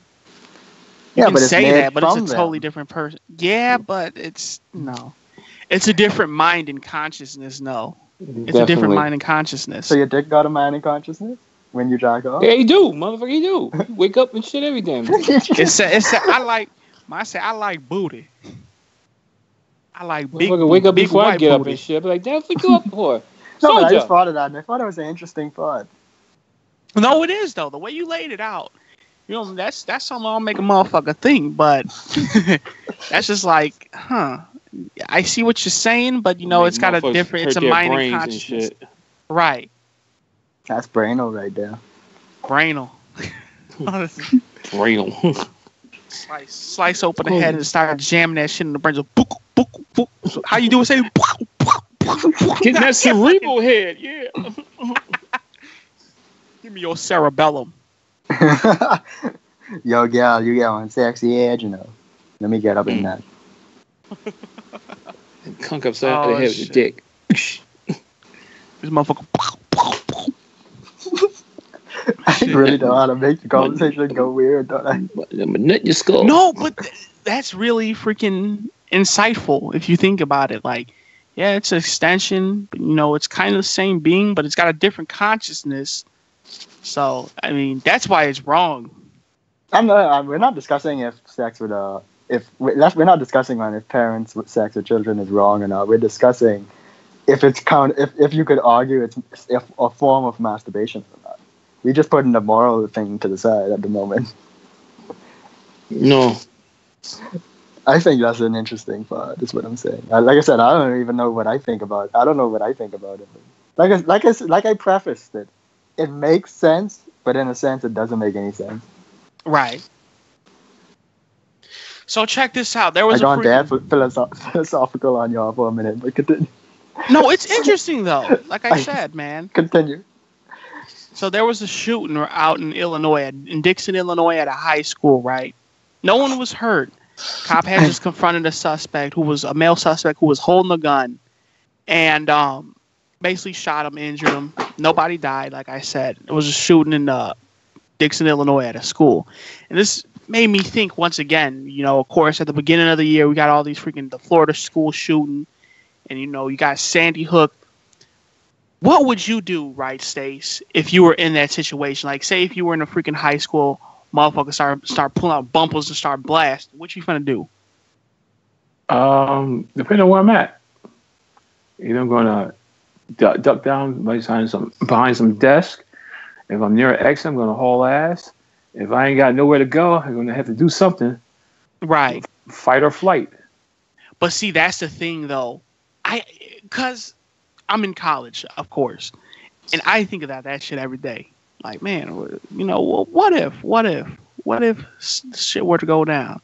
Because especially when that freaking Florida shit happened, yo, man, I was thinking every time I go into class, I'm like, okay, I'm right here by the exit. But yeah, what about my other classes? I'm somewhat farther away from the exit, but I had to compete with people to hit that freaking door because I know they finna be trying to get out too, unless they go through the windows. But even then, we're not that high up, so just freaking hop out the window, yo. Well, you know, Ray, you know what you could do if you're in that type of situation? You could just stand up straight, right? Well, actually, no, you're tall, so you could duck down a little bit, right? And be like, free chicken! And then Bailey will jump in front of you, where? And then, you know, he could be near him and shield there, bounce off him, you know, he ain't gonna get hurt. Oh no! Free chicken! Boing! Just motherfucking bullets just bouncing off his belly, yo, like motherfucking Majin Buu just motherfucking bouncing off his ass. It'd be better if they even just motherfucking started absorbing in him. he just catch him in all his rolls, and all you hear is them falling on the ground. Oh no! All you hear is grrr, and then you're like clink, clink, clink, clink, clink. Sorry, they just falling out of my belly. No, it's gonna be so fucked up. He's gonna say, "Ray, where's the chicken at, man?" Motherfucker, after this motherfucker got shot like 20 times, where the chicken at? Got some bullets like the Matrix and shit. And you just be like, it's over there, and then whenever you turn to look, you run away. This motherfucker, you bogus for that one, yo. I had to do it, man. I swear to God, the show ain't gonna be on this channel much longer. Oh my God. But then again, he ain't listening, so. Yeah, he ain't listening. He's talking to Sam. But that's my main question, though, man. Like, people, I remember a couple months ago when this shit happened, we were talking about it on Foul Mouse channel, and Sausage had got on there. I was talking to Ken because I was letting him know that his shit was messed up. I was talking to him. Sausage had got on here. I asked Sausage, I'm like, man, Sausage, what would you do if you got in that situation? And he said his school was like doing a little training exercise, like, okay, if a shooter comes in, this is what you do. Like, you know, the normal procedure, if your school's on lockdown, is for the teachers to shut the doors, keep the kids in the classroom. And that, you know, that's for a regular soft lockdown. If it's a hard lockdown, they try to get all the kids into like a corner, or like in a like safe area to like hide them and shield them from the door in a sense, so that, you know, no one could get in. And now that I think about it, it's really stupid. It honestly is, because you're just like sitting ducks. Might have some bulletproof down desk or some shit. bulletproof desk, or bulletproof glass in the goddamn doors. I don't know. It's interesting when you really security think locks about on the doors. Right. So let me ask you all this question, right? Say if there's a school shooting, right? And one of the other students pull out a gun and shoot the guy. You think that student who shot him would go to jail for having a gun in the school, or be criticized for having a gun in the school, or would he be praised for shooting the guy? You know, especially when like judges are going through making decisions for cases like that, you know they're gonna have some pretty lenient what's the word I'm looking for? Lenient enforcement. You know, special things are just gonna be looked at. The fact that they pull out a gun and start shooting and defending people, I think if anything, he'll probably get like a little slap on the wrist, like, yo, you can't be doing that. I don't ask for like getting expelled or anything like that. I don't know. Like, you won't know until that situation happens. But if I was a judge, I'd be like, you know what, man, you shouldn't be having this in the schools. If anything, I'll probably hit him with a suspension. That's it. Yeah. It's like bringing any other weapon to school, like a knife or something. I'll give you a suspension. You know, it's good that you try to freaking save the school. I'll let them know that, yo, if you get caught with that, man, that's going to be like 10 times worse. You're going to be expelled from getting arrested, all this crazy shit. But I'm also talking about in the public eye, though. Not so much in the public eye. In the public eye, he's going to be praised. He's going to be praised in the public eye. No, because, you know, there are going to be those people who be like, even though he was protected, and that's the same reason why they need more stuff in the school, because he had one too. He had a gun too. He could have been shooting up the school just like that other guy was. Yeah. And you know what? They're right. They're 100% right. So, in that situation, though, I feel like that situation rises the protection versus attack type of thing, you know? When it you're comes damned to if you do. You're damned if you do. You're damned if you don't. That's the way I look at it. Like, you can't win either way. I'd rather have kids protected than kids freaking being shot up and killed like the freaking not Fort Lauderdale, Parkland school shooting in Florida, yo. Like, if that situation ever arose, you wouldn't see me questioning shit. Like, okay, yeah, good job, kiddo. Good job. Shit. It's not my job to prosecute you. Just good. You did some good shit out there. That's the way I look at it. And is it wrong? Sure, yeah, of course. But, you know, motherfucker saved people. So he saved lives. How could you be upset and mad at that? How could you try to argue that, yo? Straight up. I'm not one to freaking do that shit. Boom, boom. Booty shots. Shooting bullets out the booty. Bullets out the booty, damn. I saw this little stat on Twitter, right? There's been a 33% increase in major depression since like 2013, I believe it was, in young adults and teens. Well, see, 2013 and 16. I honestly believe that's because a lot of people don't know what depression is. A lot of people think, I'm sad today, so I have depression. You know, there's so many terms for it now. There is so many terms for depression, it's not even funny, yo. And it's just crazy. You got how many types of, you got postpartum depression, that's like after freaking birth and shit. But you got PTSD, manic depressive, bipolar. You know, I know a lot of people who are bipolar, and they're like motherfucking normal people. Like, if you think people who get diagnosed with that shit are abnormal, like, no, they're pretty normal people. So, like, they don't have any type of disability. Someone in the community, I forget who, they said they had ADHD. It was one of the. It was I want to say it was Ken, wasn't it? He said his mom was giving him pills, he wasn't taking them or something like that. Yeah. It was. He said they gave him some drugs to calm him down, and it's like, no, you don't need them fucking drugs. That's when everybody's trying to drug the kids, yo. Stop drugging the kids. Right. Sometimes you got energy. You got to focus on what how they can burn off the energy. Yeah, I mean, the thing is, drugs are bad. Okay, drugs are bad. They're bad. Okay. But the thing is, and I wonder too, like you just said, yeah, they're trying to freaking drug kids and shit.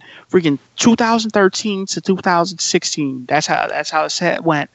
33% of the increase in depression amongst young adults and teens.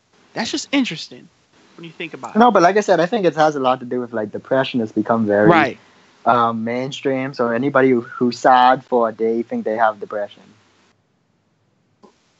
Yeah, just like you're not having a good day. There's a lot of people who don't know it, who don't know any better. But see, here's the thing, though. I had plenty of days that are like, they're not good days. They're not good days. Blah, see, because what people don't realize see me saying I'm depressed. What people don't realize is depression is a prolonged sad mood. That is the definition of depression, meaning you have to be in a sad mood for weeks for it to even be considered depression. Not, I'm sad. Oh, I'm sad today, or maybe even 2-3 days. I have wowsy, woo woo. Especially if you're sad for no real reason, then yeah, you have depression. But if you break up with your boyfriend, you might have a stint of sadness, but that don't mean you have depression. Right.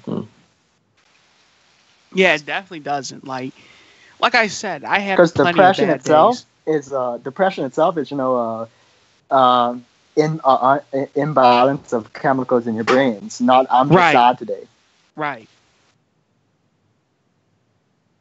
Yeah. So I think that's what the issue is. It's just a lot of people, thinking because they sad today they have depression. It's like, nah, doesn't work. So everybody once in a while have a fucked up day, and it's like exactly. I feel like it's the same thing with migraines in a way, because like anybody who have, my head is hurting a little bad, so I have a migraine. It's like, nah. A migraine is an illness, and a headache is a symptom of it. A migraine is not a bad headache. Well, it is a bad headache, but you know what I mean. It's not just a bad headache. Right. It's kind of all the same thing. Shit. I thought I had migraines, but like you said, it's other symptoms. So no, you'll know you have a migraine, yo. Yeah, it's nauseousness. Your motor skills get fucked up. Flip me, I have migraines with aura, meaning like 15 minutes before my migraine comes on, my eyes will start to, I guess in a sense, my eyes will go blurry. Well, will go blurry, so I can't see out of it, or I'll have like numbness run down my arm, where like it'll be like a ring of numbness slowly moving down my arm.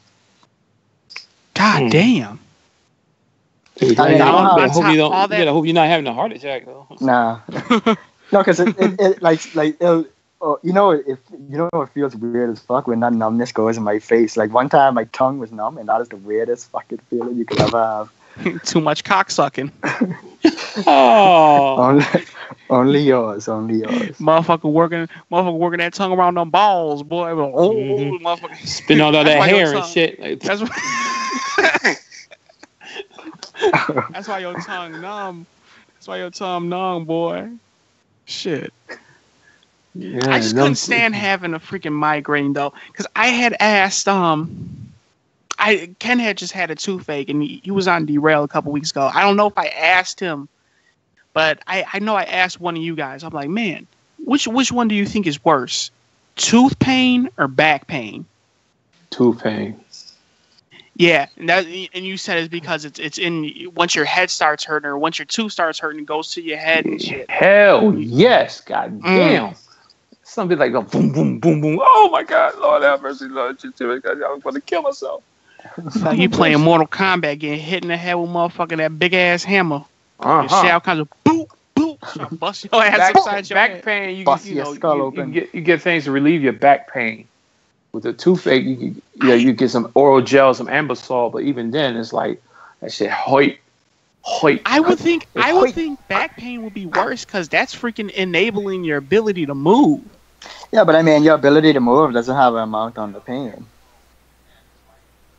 It kind of does. No, it does. No, what I'm saying is, with back pain, you do like certain exercises to alleviate the back pain, or you have like the domes, or that Asper cream, that Tiger Balm. But sometimes that damn tooth pain is motherfucker. Yeah. I had my psychology teacher from last semester. This dude had hurt his back. And I remember he came in. I was like, yo, Mr. H, how's it going, man? He's like, oh, it's going good. I had a little back pain, blah, blah, blah. So this motherfucker. Ray, before you continue that, I just want to say I'm going to dip out for a little while. So I'll hit y'all up later. All right. Sounds good, brother. All right. Later. Enjoy the gunny. I'll be watching your chat. Yeah, tot. All right. But, so, needless to say, this motherfucker gets up to go to the bathroom, and he's like stumbling like a motherfucker. Like he's walking with a limp, and he comes past the table where I'm sitting at, and he kind of grips the table like he's about to motherfucking fall over. I'm like, oh shit. I wanted to ask him, like, yo, you need some help, B? Like, because the dude's like freaking 58, 60 years old. He's trying to make it to the bathroom and shit. And I'm like, oh, I hope he can make it. His ass motherfucking falls out. I'm gonna start laughing. Like, come on, like, Ray, you gonna help me? Like, take my dick out. No, hell no. You know, it's funny that you say that because that was the psychology teacher who was a priest too. So it's funny. Like, take my dick out. take my dick out. I ain't touching it. Hell no, I'm motherfucker drop kick your ass. Shit. But this is, I was just watching his ass stumble. I was kind of freaking worried for him. I'm like, man, you finna make it there okay or not? And it's funny because nobody said, like, hey, do you need some help? Like, of course not with bathroom activities, but at least help getting there. Like, nobody said that shit. I'm sure he would have declined. He'd been like, oh yeah, I'm fine. But you know, it's just a thought that counts. I can't say shit. I didn't wipe my ass for me? Wipe my ass. Nope. No, hell no. Shit. Ooh, man, I'm aching, man. I'm ready to go fire. That's what he said about his back. Shit. You know, this was in New York. Have you heard of an NYPD officer named Louis Scarcella? In the news, I heard him. So there was a boy who was released. Not a boy, but a 14-year-old kid by the name of John Bunn who committed a murder. Right. He's been imprisoned for 17 years. 17 years, and then he spent another 7 years on parole. A judge has exonerated him from, all that shit. Basically cleared his name because he found out that his case was linked to NYPD officer Louis Scarcella, who was under a scandal for many years, man. It just made me think just hearing that, because I watch a lot of Investigation Discovery. And I seen so many stories where it was like, people who've been in prison, wrongfully in prison for years, man, they get out and they be getting these big ass, what's the words I'm looking for? Reparation checks. I want to say that's the word. Yeah. Mm-hmm. Yeah, you can say that. Yeah, they be getting big ass reparation checks. Like, damn, all that goddamn money. It just made me think. This kid was in prison. He missed 4 years of high school. Couldn't finish high school for committing a murder, supposedly, that he didn't do. 14 years old he got locked up at. 17 years he was in there. So 14 plus 17, got to be like, what, 31? 7 years on parole, 35, 36. Not able to get a job or anything like that. I know he met Biff. Oh, he met Biff, yo. He met Biff. Biff tore him up, yo. Straight up. Biff tore his ass up. Yo, Biff, you tear him up, Biff? That's fresh fish. That's a young shit. Oh, no. Come on, man. 14 years old. That was a virgin ass. Oh, my God. Oh, man. That's freaking terrible. That's freaking terrible. But what I want to ask you is, do you think that there's any amount of money that someone could be paid to make up for all that time that they spent in prison, yo? Unless you're gonna make a motherfucker to a billionaire, but other than that, it's like you wasted so much time. You could have been doing something else. You could raise a family. You could, there's so many things you could have done. Yeah, your time is just spent locked behind bars. Your whole mentality is fucked up. Hell yeah, man. Me, honestly, I couldn't spend that much amount of time in prison. Like, you think that alone, just the amount of time spent in there, all the stuff he had to deal with. Like you said, he met Biff up in there. You know he met Biff up in there. That's a given. Yeah. Oh, they would love your big ass. Well, not me. I'm talking about the motherfucking. I'm talking about the 14-year-old. He met Biff, yo. It just makes you think like, man, is there? They had him in general population. I'm not sure. I didn't read a full article. I just saw the headline and I took it down because it made me think about that. Because I remember one story that I seen. There was this one boy around maybe 17, 18, just about to graduate high school, and one of his classmates was murdered. Long story short, they somehow got him convicted on it. He spent 19, 20 years in prison. Someone ended up confessing to the murder, which got him up out of there. They found evidence to, find the other person guilty or whatever. Got him out of there, and he got paid, I want to say, maybe 7 to 10 million. I want to say maybe it was probably more than that, but 7 to 10 million, I think, was what they paid this kid. It made me think that 7 to 10 million, 20 years in prison, it's not worth it, yo. That ain't worth it. Nope. He met Biff too, I'm sure. You probably got raped. You probably got sodomized. All that shit. Hey, all that. I need more, motherfucker. I need some. Make me a multi-millionaire. Shit. Right. And I can't be mad at people for that. Freaking, you've been wrongfully in prison. You have every right to freaking question, to do all this crazy shit, ask for reparations, all that. To be under that, all that freaking, be put into all that, all those predicaments, man, that comes with being in prison. Shit, it's worth more than $1 million a year. I can tell you that. Shit. I can tell you that. Shit. But you know what, man? I'm finna, let me see. I want to put you on a subject real quick. Or you know what? I heard you've been on some good adventures over the weekend, man. You had a little hit up from one of your booth things. So I'm finna go get me a little beer and tell the people about that, if you don't mind. Keep the people entertained for a little bit. All right. Well, the comments that are about to be made are not of those of the producer or the hosts of this show.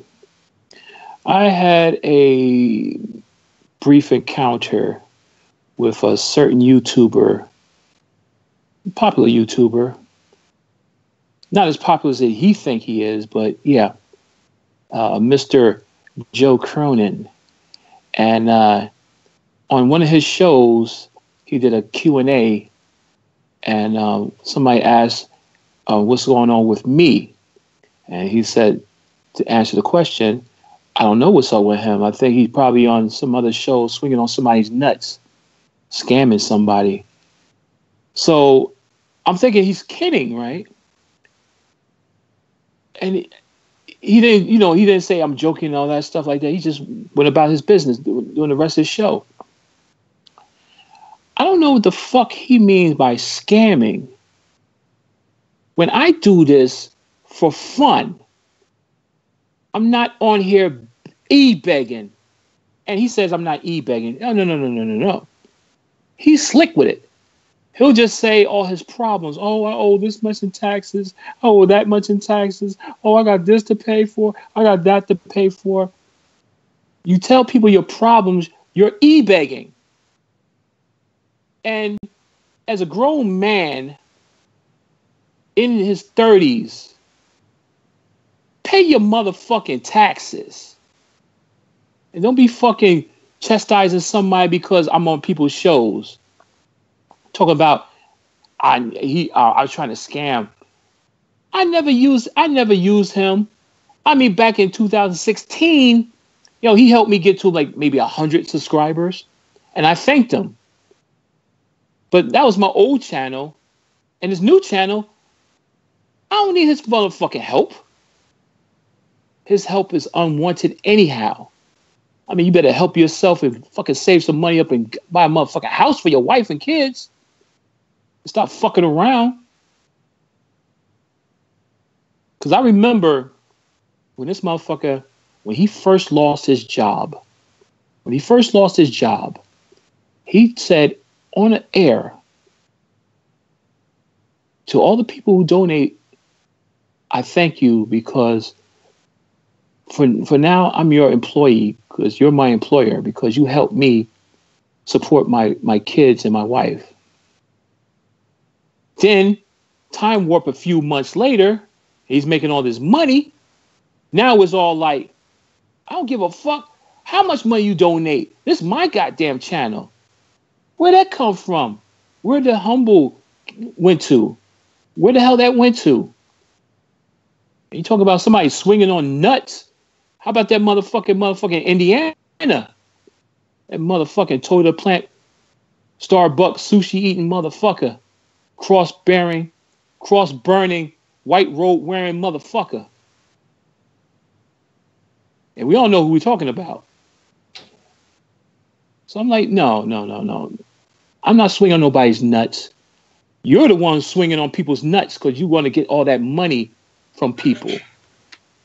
You might as well give people your social security number because you're all ready to be claimed by them as a dependent. Fucking ass. I mean, I hate when people put my name in their goddamn mouths behind my back because they can't say it in my face or on the air or if I'm on air. And I don't give a fuck who don't like what I say. Really, I don't. Because people are scared to say stuff about certain people. And knowing that they're wrong, I'm like, fuck a Cronin. That motherfucker, I mean, his show used to be cool until he got greedy. And all he think about is the money. And he don't appreciate like remember the shit bombs, the $3 something or the $1. He don't care about that no more. He's looking at the 50s, the hundreds, the several hundreds, the thousands. Ain't nobody trying to give you all that goddamn money all the time. Motherfucker give you rent money and mortgage money. Fuck that bullshit. Talk about scams. That's a scam. Fuck you scamming people on YouTube, motherfucker. I mean, come on now.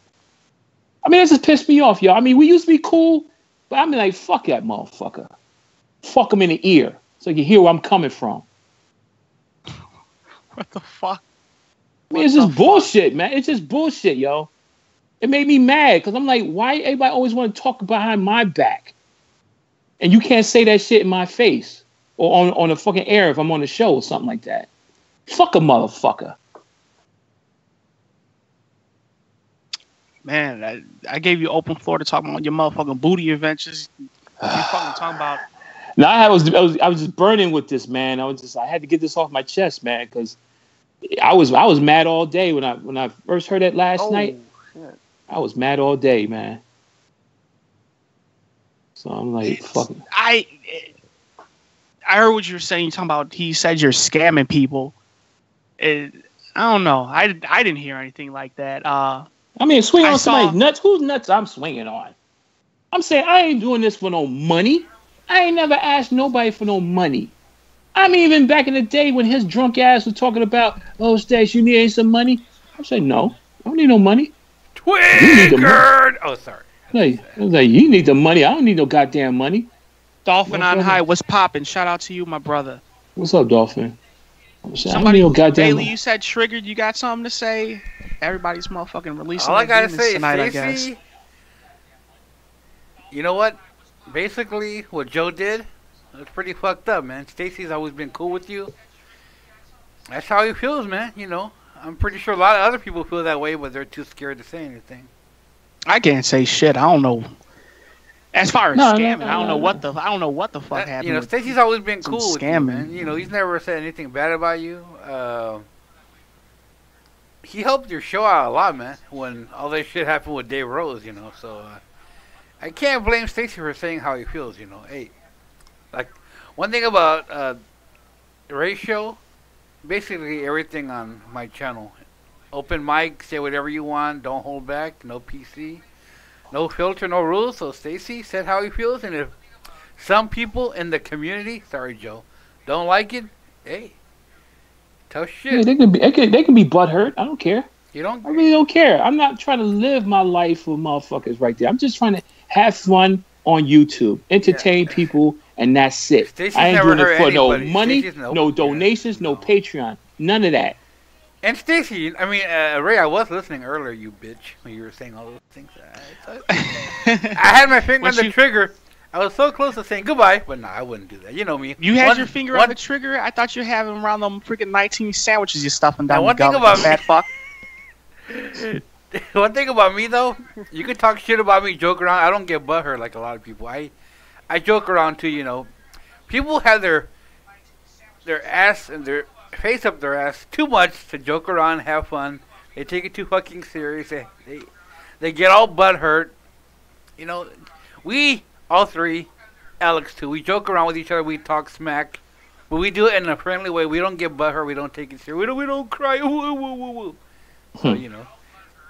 Hold on. Why am I hearing? I'm hearing echo. Hold on a second. I thought that was your show. I thought you were playing in the background. Yeah, I'm playing. Well, I was playing it on my phone so I could keep track of what's going on with the stream, make sure everything's going good. So yeah. I just don't like people taking little, side swipes. And if you're gonna talk shit about somebody, don't say it behind their back. Say it to their fucking face. I mean, I'm on. Occasionally I'm on Ken's show. Mm-hmm. If you don't want to bring the drama on Ken's show, yeah, you got Skype, motherfucker. And you know what, Joe? When Stacy was on there, I enjoyed it more when he was on there. It was a lot. You know what? I mean, only thing I can say is, man, I known Stacy for a couple months. Mm-hmm. He seems to be a pretty cool cat to me. He's a really cool cat, yeah.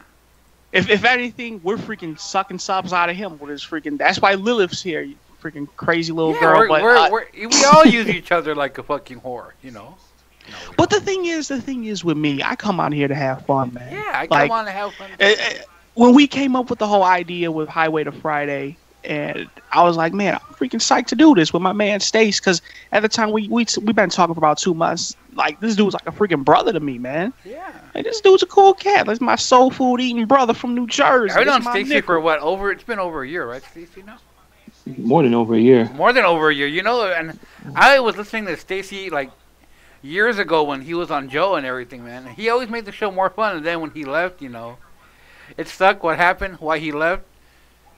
When, you know, the reason that he left wasn't his fault, though. He didn't do anything. He wanted to stay on the show. He wanted to have fun with Joe.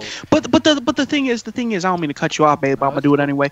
But the thing is, who do you think you are? Me? Okay, go ahead. I'm the runner of this show. Yeah, you know. I just didn't have no control what just happened right there. But the thing is, I remember when I first started watching Foul Mouse. It was you, Stace.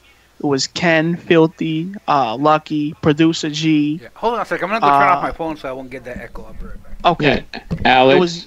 Alex. And that was a freaking fun crew right there. That's the crew that started Insomniac. And I never forget. I was watching. You guys did the whole in the box thing. G, I think he was at a communion or something earlier on in the day. Yeah. And then he was drunk in a motherfucker. Y'all drunk like that. And Ken was doing the whole in the box thing, and G was in charge of playing a sound bite. It was like in the box, and he just couldn't get it right. He's trying to set him up for it to play the bite, and G wasn't doing it. And Ken was just getting mad as fuck. he was like, "Come on, man! I'm trying to set it up for you." Did the in the box, and he was supposed to do that thing where that dude was freaking sound like he was going Super Saiyan. Oh, I remember. Yeah, I remember that. That was funny. Yeah. That shit had me rolling, yo. That shit had me rolling. And then to follow that up with when you and what do I call her now? Do I call her Hippo? Do I call her Kitty? Don't call her Erotic Kitty. Just call her Erotic Kitty. Yeah, I'll call her Kitty. Yeah, that's Kitty. respectful. Just call her Kitty. She done nothing to me, so I'll call her. But when you guys did your little bit on there, with the what did you guys call that? The sex pillow talk? No. Just a little sex bit. Yeah, the sex bit, yeah. Ken was doing a little music in the background, talking over it. Mm-hmm. That shit just had me rolling, yo. Like, I'll be honest, those days I miss, man. Like, that's when I fell in love with the Foul Mouse Network. I miss how things was. I'm sorry to cut you off, Ray, but you're right, though. I miss how things were back in the day with Joe. Back when Monetize This actually wasn't about, just... I think the whole point system and the whole belt fucked up the show. I miss how it used to be back in the day. Because now it's basically all about the money now, But that's the scam. That's the scam. You know, Joe, more power to you. You're making money that way, and that's how you're doing it. Hey, I mean, he's hustling. He got a hustler. He's like a fucking pimp and got his bitch on the corner. You know, his channel's a bitch on the corner. You know, I ask for donations here and there, but I'm not gonna beg. You know, because you look at. I heard you said earlier, Ray, but you know, Drew does the same thing on his show. Begging for you, Well, Drew does the same thing on his show, and his show is small like mine. You know. On my show at that. Well, I got Nightbot playing all the time. Any show that's done on here, it does it automatically. That's how I set it up. So yeah. Oh my God, we got down. But we had 10. We had 10. Now we have 5. The thing is with Joe and monetize this. That's what works for him. That's his. Hey, it works for you. Go for it, man. And the one thing bread and butter, but you know, just don't fucking take side swipes and talk about I'm swinging on somebody's nuts when he's a nut swinging his goddamn self. You know what I'm saying? Joe, I've known Stacy he'll for swing a while. on other people because he wants more subscribers. He wants more views and all that shit. Every fucking day, 7 days a week on the fucking shows and shit. Like, come on, man. You know, I know how Stacy, he's not like that. One thing I can say, Bailey, is that if it was, I guess you could say, if it was Joe doing it by himself, you know, like it was Joe just being single on his own, you know, I guess you could make more of an argument. But the thing is, he's doing it for his kids, man. That's why I could say, I fucking look. hustle, bro. I understand that. I Dizzle, understand that, but. Take, for instance, Ken. Right. He has 2 kids. He has a wife. He has a house. Okay. But he's working all those hours to making sure everything is taken care of. And he does this on the side. Right. Joe doesn't want to work anymore because he see that big money instead of at least getting an Uber job and making his own hours. And at least having an income. Because when you're going to get a mortgage from the bank, they want to see what kind of income you have. The only thing I can say in Cronin's defense on this is he wants to be a commentator, you know, and he sees this as the easy way into getting into the wrestling business. And maybe I'm wrong on that. Maybe I'm not.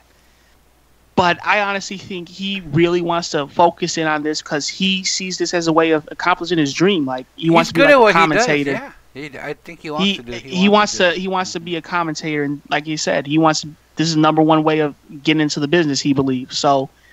I can't knock him for trying to focus fully on his dream. You know, I would do the same thing. And if he can get away with it, if he can get away with it, Bailey, I'd fucking do it. But there are ways of doing it where you don't feel like you're alienating people that have been with you for a long time.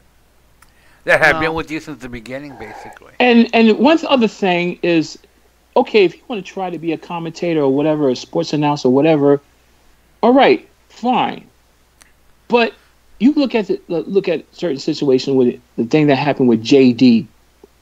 Now, I understand what happened, and JD is more happy without him, and he's doing much better without him. Because he probably, in the long run, Thank you, Dolphin. You're the man. Yeah, you're a cool guy, Dolphin.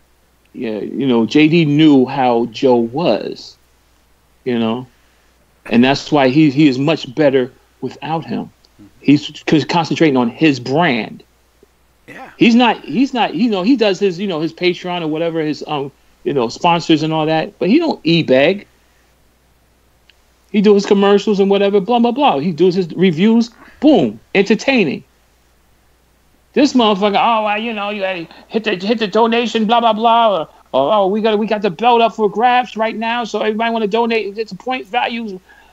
All right, your quality of your shows went down. I miss the old Monetize and the old Joe Cronin. Yeah, you know, like I said, Joe, I don't have any problem with you, neither does Ray or anybody. But this is how Stacy feels, you know, because he's been with you longer than all of us. I mean, on your show, actually. I've been watching you since the beginning, but I wasn't always on your show. I would call. Yeah, especially like what monetize like in the 50s or something. I forgot what it was when I first started, like, you know, calling in on monetize this. But I call on his review show. Yeah, I always enjoy you on this, Stacy. You made the show so much more enjoyable, I think. Yeah, and then the funny thing is, I found that motherfucker through JD. Yeah, that's funny. So what the fuck? It's like, yeah, I didn't find Joe through anybody. I saw Joe first, and I'm like, oh wow, this is pretty funny. Like, But you know what, Joe? That's how Stacy feels, you know, and I don't know if you're gonna hear about this or not. If anybody that you know, I don't even give a fuck. I mean, Stacy don't care. That's how he feels, man. You know? Come at me, motherfucker. I'm the argument type. I will argue. You will. I don't give a fuck. You should. You know, Joe. You know, one thing about these types of freaking arguments and debates or whatever. People just need to get together and talk it out, yo. That's one thing, because I don't know, like, Stacy's scamming. Maybe you probably, I can't speak for him, but who's to say you probably do some underhanded shit that he thought it was like, oh, yeah, motherfucker, you're trying to scam me? Like, what the fuck? When I'm on his show, I never asked to plug anything until he asked, you have anything you want to plug? Right. That's always common courtesy. I always did that. And he did plug my old channel. And I got like, I don't know, up to like 100 subscribers. And I even thanked him. I said, thank you, Joe, blah, blah, blah. Right. And then, you know, everything was still slow. And then like in September of, guess what, last year? Last year. And I started doing the ASMRs. My shit blew up. Yeah, one thing about Stacy, he likes helping people out. He's a good motivator. He wants to see people succeed. And that's why I started doing what I did. He came up with my name, BSR Entertainment. He's trying to help me, motivate me to do more shows and everything. He's not scamming with anybody. He's not leeching off for anybody. He doesn't do it for the money. He's never asked for one dime. I want people to be successful on this piece of shit fucking platform. Yeah. Fucking YouTube suck ass, yo. It's a love-hate relationship with YouTube. I want people to start being the fucking next PewDiePies or Smosh or any of them other multi-million subscribers. You know, that's what I want. I want to be a part of that. I don't want no money. I don't need the money. He doesn't. He's never asked for anything in return. I'm all right. I do this for entertainment because I'm an old school YouTuber. I've been YouTuber when they first started. And I started doing the channels back in 2009. So it's just old school. I don't know for me. if I'm correct about this when I'm looking at the chat, but maybe Dolphin's in agreement with you. I'm not sure. Okay. Bailey, check that out. Yeah, he is. He is. I like Joe, but I feel he secretly just cares for money, for my money. And I know that's the hustle. I understand that. You got to hustle. But look, as a grown man, you got a household with a wife and 3 children. You must sacrifice a lot. You're going to either have to get a job, a normal job, something that's flexible for you, and do YouTube on the side. Like Ken and does. Yeah, of course, Ken worked. He worked like close to 60 hours. Ken works like a motherfucker at his job. Ken busts his ass. Ken really busts his ass. Ken's a good guy. He getting up. He got to be at work at 6:30 in the morning. I'm like, God damn. So I'm like, yo, he gives his time to us, yo. So, yeah. That's why I'm like, Ken, man. I never told him. I was like, that's why I respect him, I couldn't do this shit. That's why I respect him, yo. Ken's a really good guy. Yep. I respect him. I like him and I respect him because he's a hard worker. He take care of his family. Family first. Family fucking first. Not YouTube. Family first. That means you got to make sacrifices. I mean, hey, if you really want to do this all the time, and if you got 1 million subscribers, yeah, you could do this all the time, full time. But you don't. You got 55,000, which ain't really shit if you think about it. Oh, shit. The only time you making money is the donations. Now, what if YouTube was gone? You had to go get a job. Think about your family. Think about your wife been wanting a house for 10 years. Fuck all that shit, man. If I had 3 kids and a wife, I'll be busting my ass. I probably wouldn't be on here all the time. I'll be open sparingly. But I do it just for like enjoyment's sake. But I'll just be working hard, take care of my family, paying my taxes on time. See, one thing about Stacy, he doesn't talk about something like this unless he gets unless it really bothers him. And it really bothered him when you said what you said on your Q&A, Joe, and that's why he did this today. And, like I said, all these feelings he's been feeling for a long time. So, yeah, Stacy's got a right to say what he does, and if you don't like it, you can talk to him, man. I mean, and if anybody that watches Joe still and the big part of his community, sorry, Joe, you don't like it, talk to Stacy about it. Let him know how you feel, and we'll see where. Let the chips fall where they may. I didn't want to be this way. I just wanted to be chill, have a good time, laugh, fun, have a surprise the shit out of me. No, because at times I get this way because I'm fucking. You're supposed to be talking about booty, man. You're supposed to be talking Ray, about booty, booty. Did you look what I put on the screen on OBS? You should see what I put. No, I didn't. Go look right now, real quickly. You gotta see real quickly. What is it? Just explain it to me. I don't feel like looking at anything. I put a picture of a bus almost running you over with blood and thrown under the bus. Oh God. Yeah, because look, it's like this. I've been through a lot of bullshit since. Put your fat ass in front of the bus. I am a bus. I'll run you. I am the bus, motherfucker. I'll run you over. Motherfucker, bust the engine out that bitch. Okay, you guys go ahead and finish your show. We got like 30 minutes left, so do your thing. Okay. All right. Well, the final thought is, I've been through a lot of shit since 2009, and even past experiences in my life. I don't want to be depressed. I don't want to be angry. That's why I get on people's shows. I want to have a good time. I'm laughing. I get on Ken's show. I'm laughing, having fun. When back in the days, 2016, 2015, I'm on Joe's show. I'm laughing, having fun. That's all I want. That's all I need. I don't need no goddamn money. I don't need no ad revenue. I do this because I enjoy interacting with people. And that's the most important thing people forgot about when they're dealing with YouTube. Everybody want to be a millionaire, but they don't want to do the millionaire work.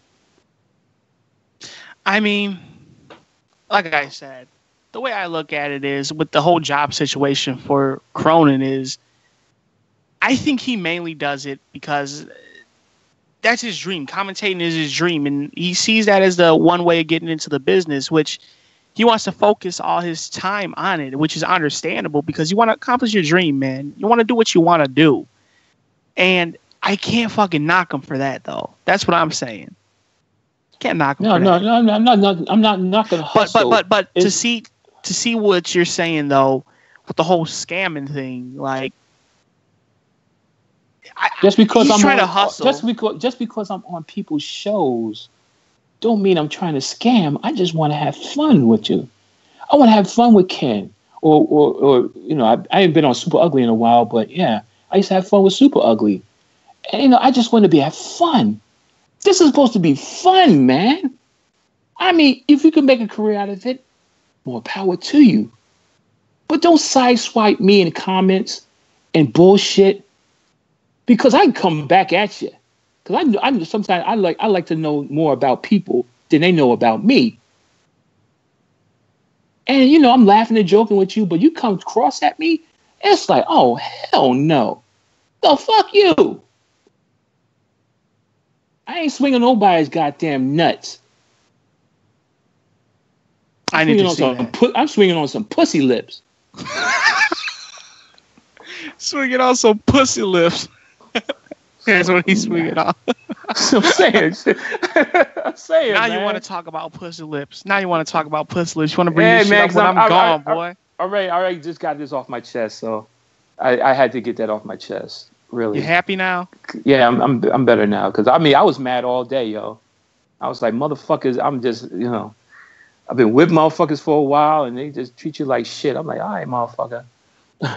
Well, like I said, I don't know how you feel. I can't say anything. I can't speak for anyone, but if you genuinely felt that way, I'd be wanting to say something too. Like, you genuinely felt that way, man. Because you kind of seemed off tonight, man. I ain't even feel a lot. You seemed a bit off. Yeah, I wasn't too much, Yeah. Like I said, I just want to have fun, man. I just want to enjoy this shit, man. That's what it's all about, man. That's what it's all about. Like, that's I want women to get off of my ASMRs, and you know what I'm saying. I'm having a good time with this shit. It's a shame you don't monetize. Like, now, granted, the content of your videos, you probably be getting freaking demonetized quick as shit. But if you think about it, if you did monetize and that shit stuck, man, you be making decent numbers, man. Yeah, but I want to fuck with my money. Right, exactly. I'm getting a decent amount, so I'm like, Yeah, I mean, if you don't need it, don't be.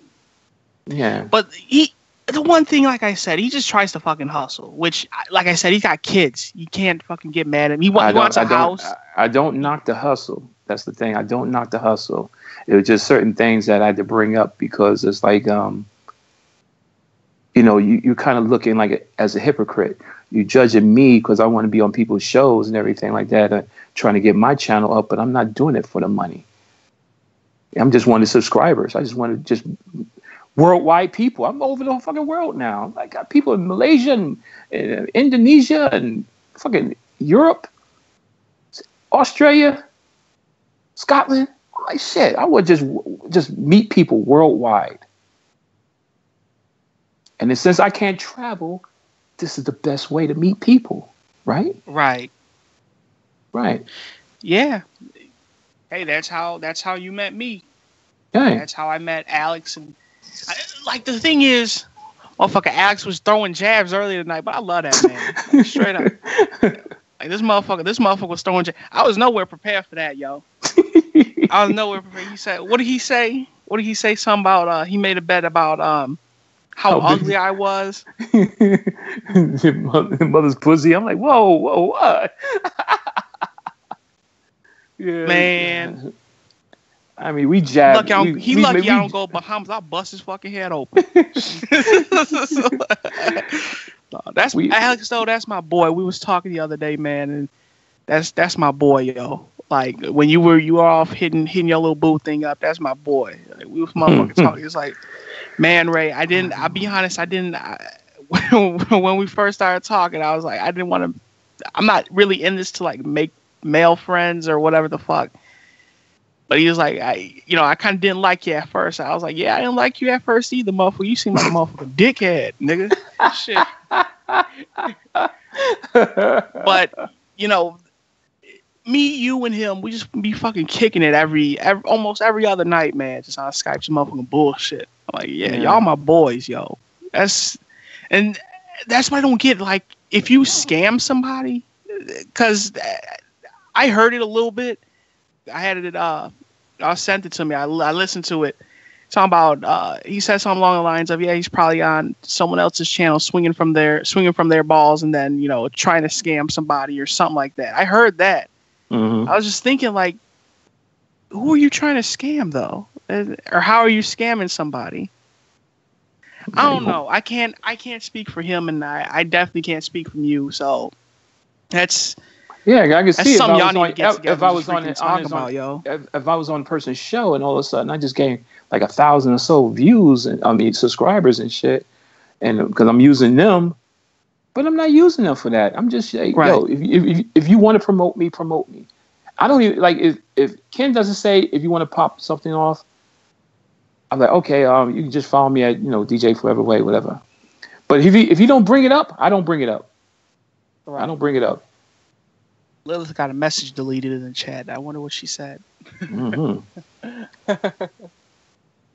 Yeah, I said. The thing is, like you said, it's all about fun, man. And when I heard the first episode of Monetize This, it was 93. I found them from Dom is Live. I freaking loved them, man. Listen, I saw Monetize This 93. I was laughing so goddamn hard. It was just. Fucking having a good ass time. They were talking about freaking snow bunnies. They were talking about motherfucking boss nigga. They were talking about they're making fun of JR's barbecue sauce and shit. Tommy said he had got a little thing of it. That was before his wife died, and I freaking after I saw that first episode, I fucking loved it, yo. I fucking love Monetize This. I remember Monetize This 94. I'm like, oh shit, man, Monetize This coming on like that. Monetize This the shit. And I miss those days, man. I miss those days really, because it was just entertaining. It was fun. It was just like a bunch of motherfuckers hanging out, just bugging out, cracking jokes and talking about bullshit, having fun. It's just like it's not the same. It's not the same. And that's what I miss. I will say, though, the belt is a good initiation to the show.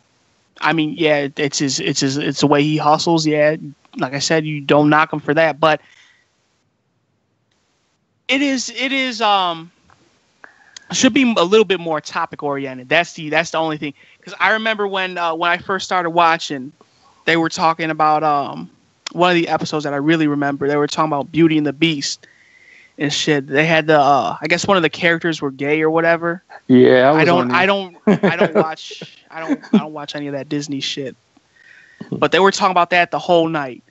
I mean, if anything, that's my one criticism of the show. Like, be more topic oriented. You know, just have the show flow. Get a nice big topic, maybe be like politics or, you know.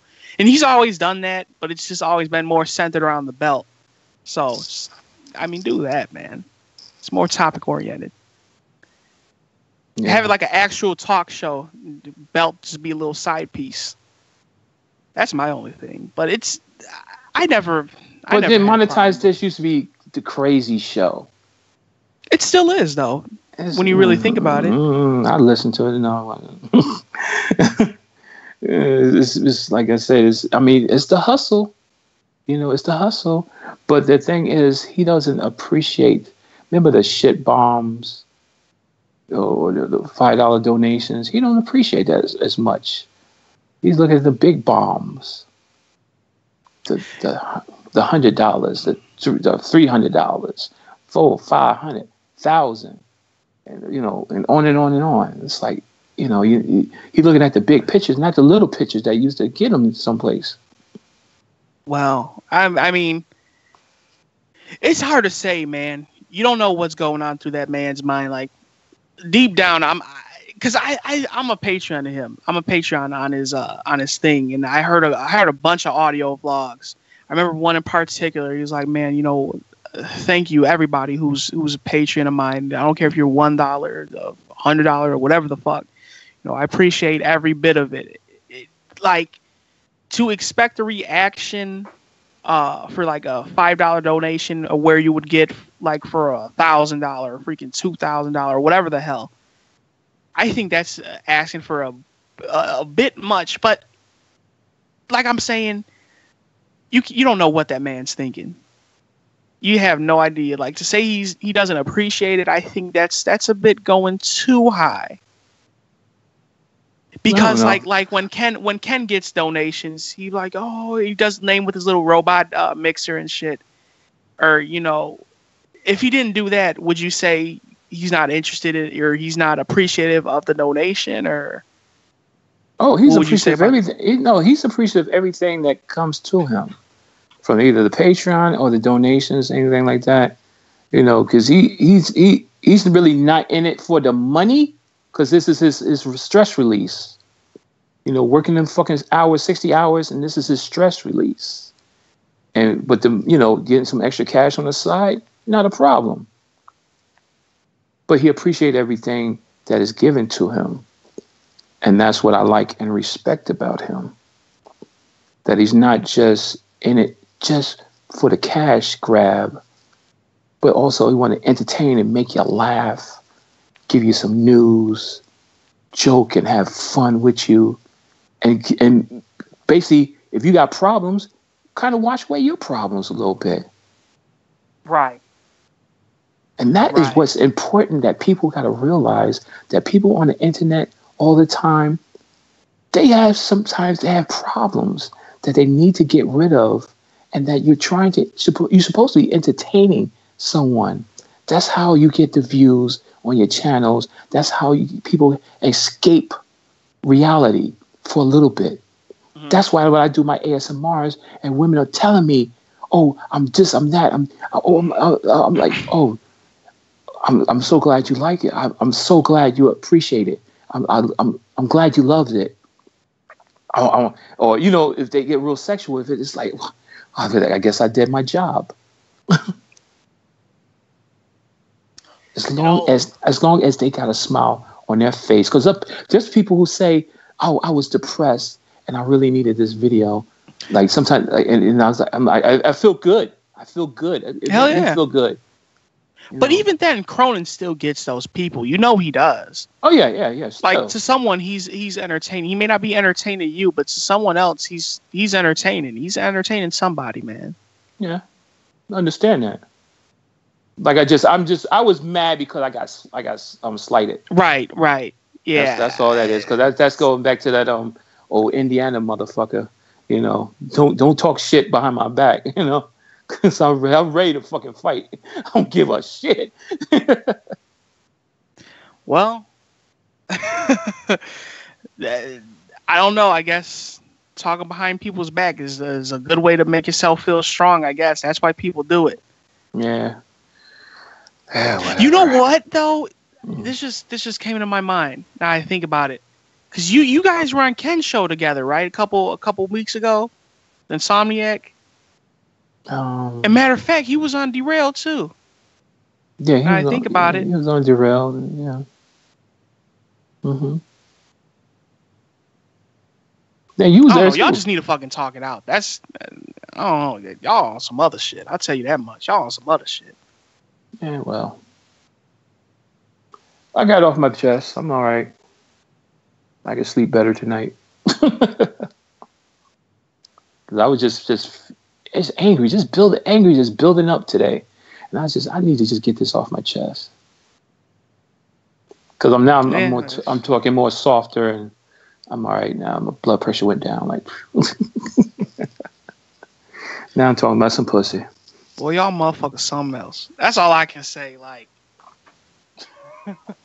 I had a better freaking format lined out with topics and everything, and then you over here acting a little strange, taking jabs at me and shit. This is a motherfucking shit show. This motherfucker's a shit show. Bailey, get on the microphone, man. How long we been going, bro? This is a fucking shit show, man. Pull the damn switch on this shit. Put the chicken down. God. Put your hands in the air and put the chicken down. I go to motherfucking give me another beer. This motherfucker come back talking about Joe Cronin scamming motherfuckers. Joe Cronin saying you scamming them. Sorry guys, I was kissing Joe's ass right now. I'm back. Oh man, is it good? Yeah, it was booty. No, what? How long we been going, man? Sarcastic. We've been going on for 2 hours and 15 minutes. I'm kissing Joe's ass. No, I wasn't kissing Joe. Who the fuck is that? That's Eric. That's Eric. Oh, that's the fool? What's up, fool? What's up, fool? You say, what's up, fool? What's up, bitch? Stop kissing ass, motherfucker. No, that was sarcastic. Eric doesn't get sarcasm when I say that. Don't hit my microphone, damn it. I didn't hit your microphone. Yeah, but you hit my head. This is where my headset. All right. Yo, I want to see. You know what, Ray? This has been the worst show you've ever done in your life, man. Listen, I agree. Well, there's one thing that can make it better. You two get on camera and have a motherfucking fist fight. I want to see y'all motherfucking big asses just motherfucking tossing each other around. You should have talked. You wouldn't even show them what you look like. Like hiding from the FBI, the Hell no. MIA. Hey, we hiding from Joe Cronin. You're hiding from the KKK and Justin Bailey, man. Oh. Ooh. Ooh-wee. Listen, Ken says he's not racist, man. I trust Ken at his word, yo. I trust that he wouldn't associate with people like that. Well, one thing's for sure, Justin Bailey would never invite you guys for Thanksgiving. Hell no. You guys would be the turkey. He'd be like, yo, come through the back door. No. You guys would be the Hell turkey. no, motherfucker.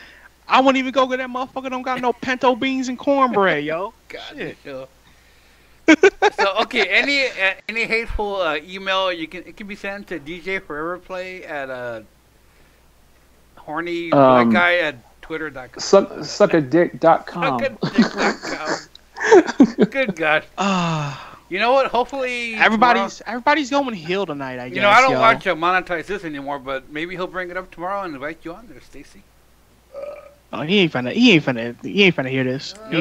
You don't think he'll invite Stacy on the show to talk it out? I don't know. Somebody might sound bite it. Who knows? I'm pretty sure. What do you think? Oh God, we'll see what happens on Saturday.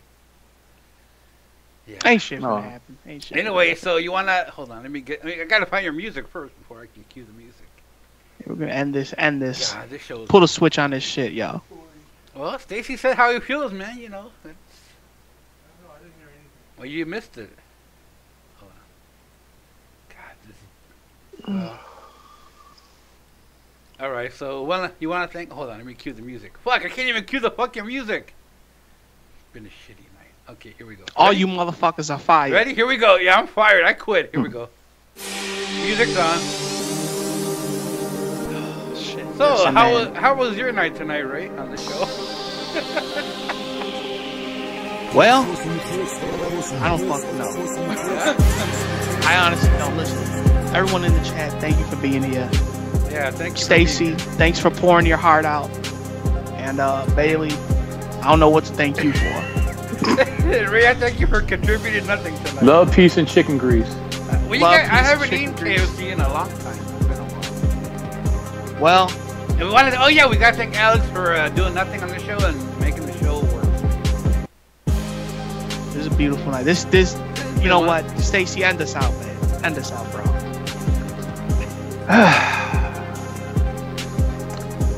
I don't know what to say, but my brothers and sisters out there, when you look at Highway to Friday, think of what the message is. That we bridge days together. We stay together. We work together. We love one another.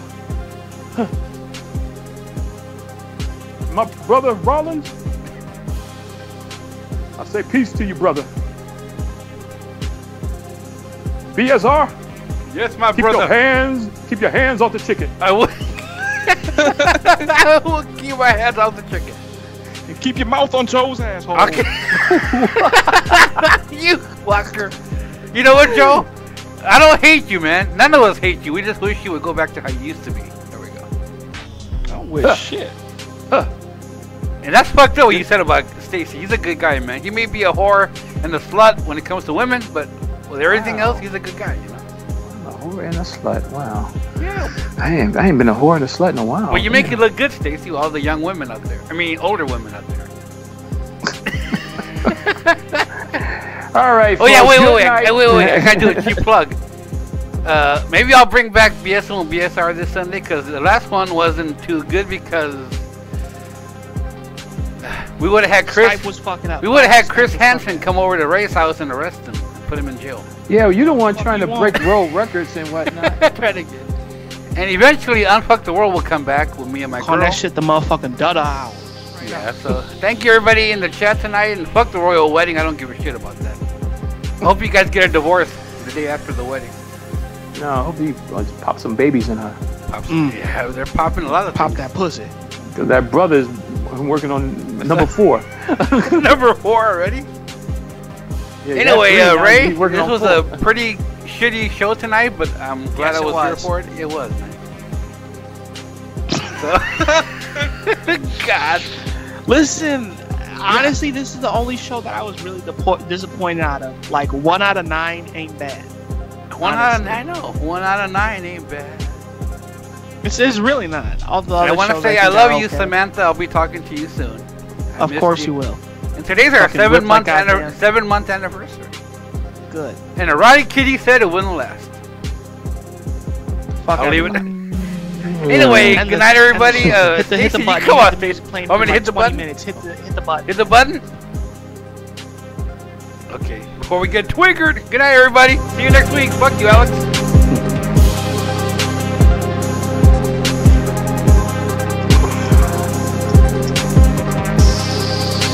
Oh yeah, and all the express written content on this show cannot be held against us in Judge Judy or People's Court or anything. Good night. Fuck you all.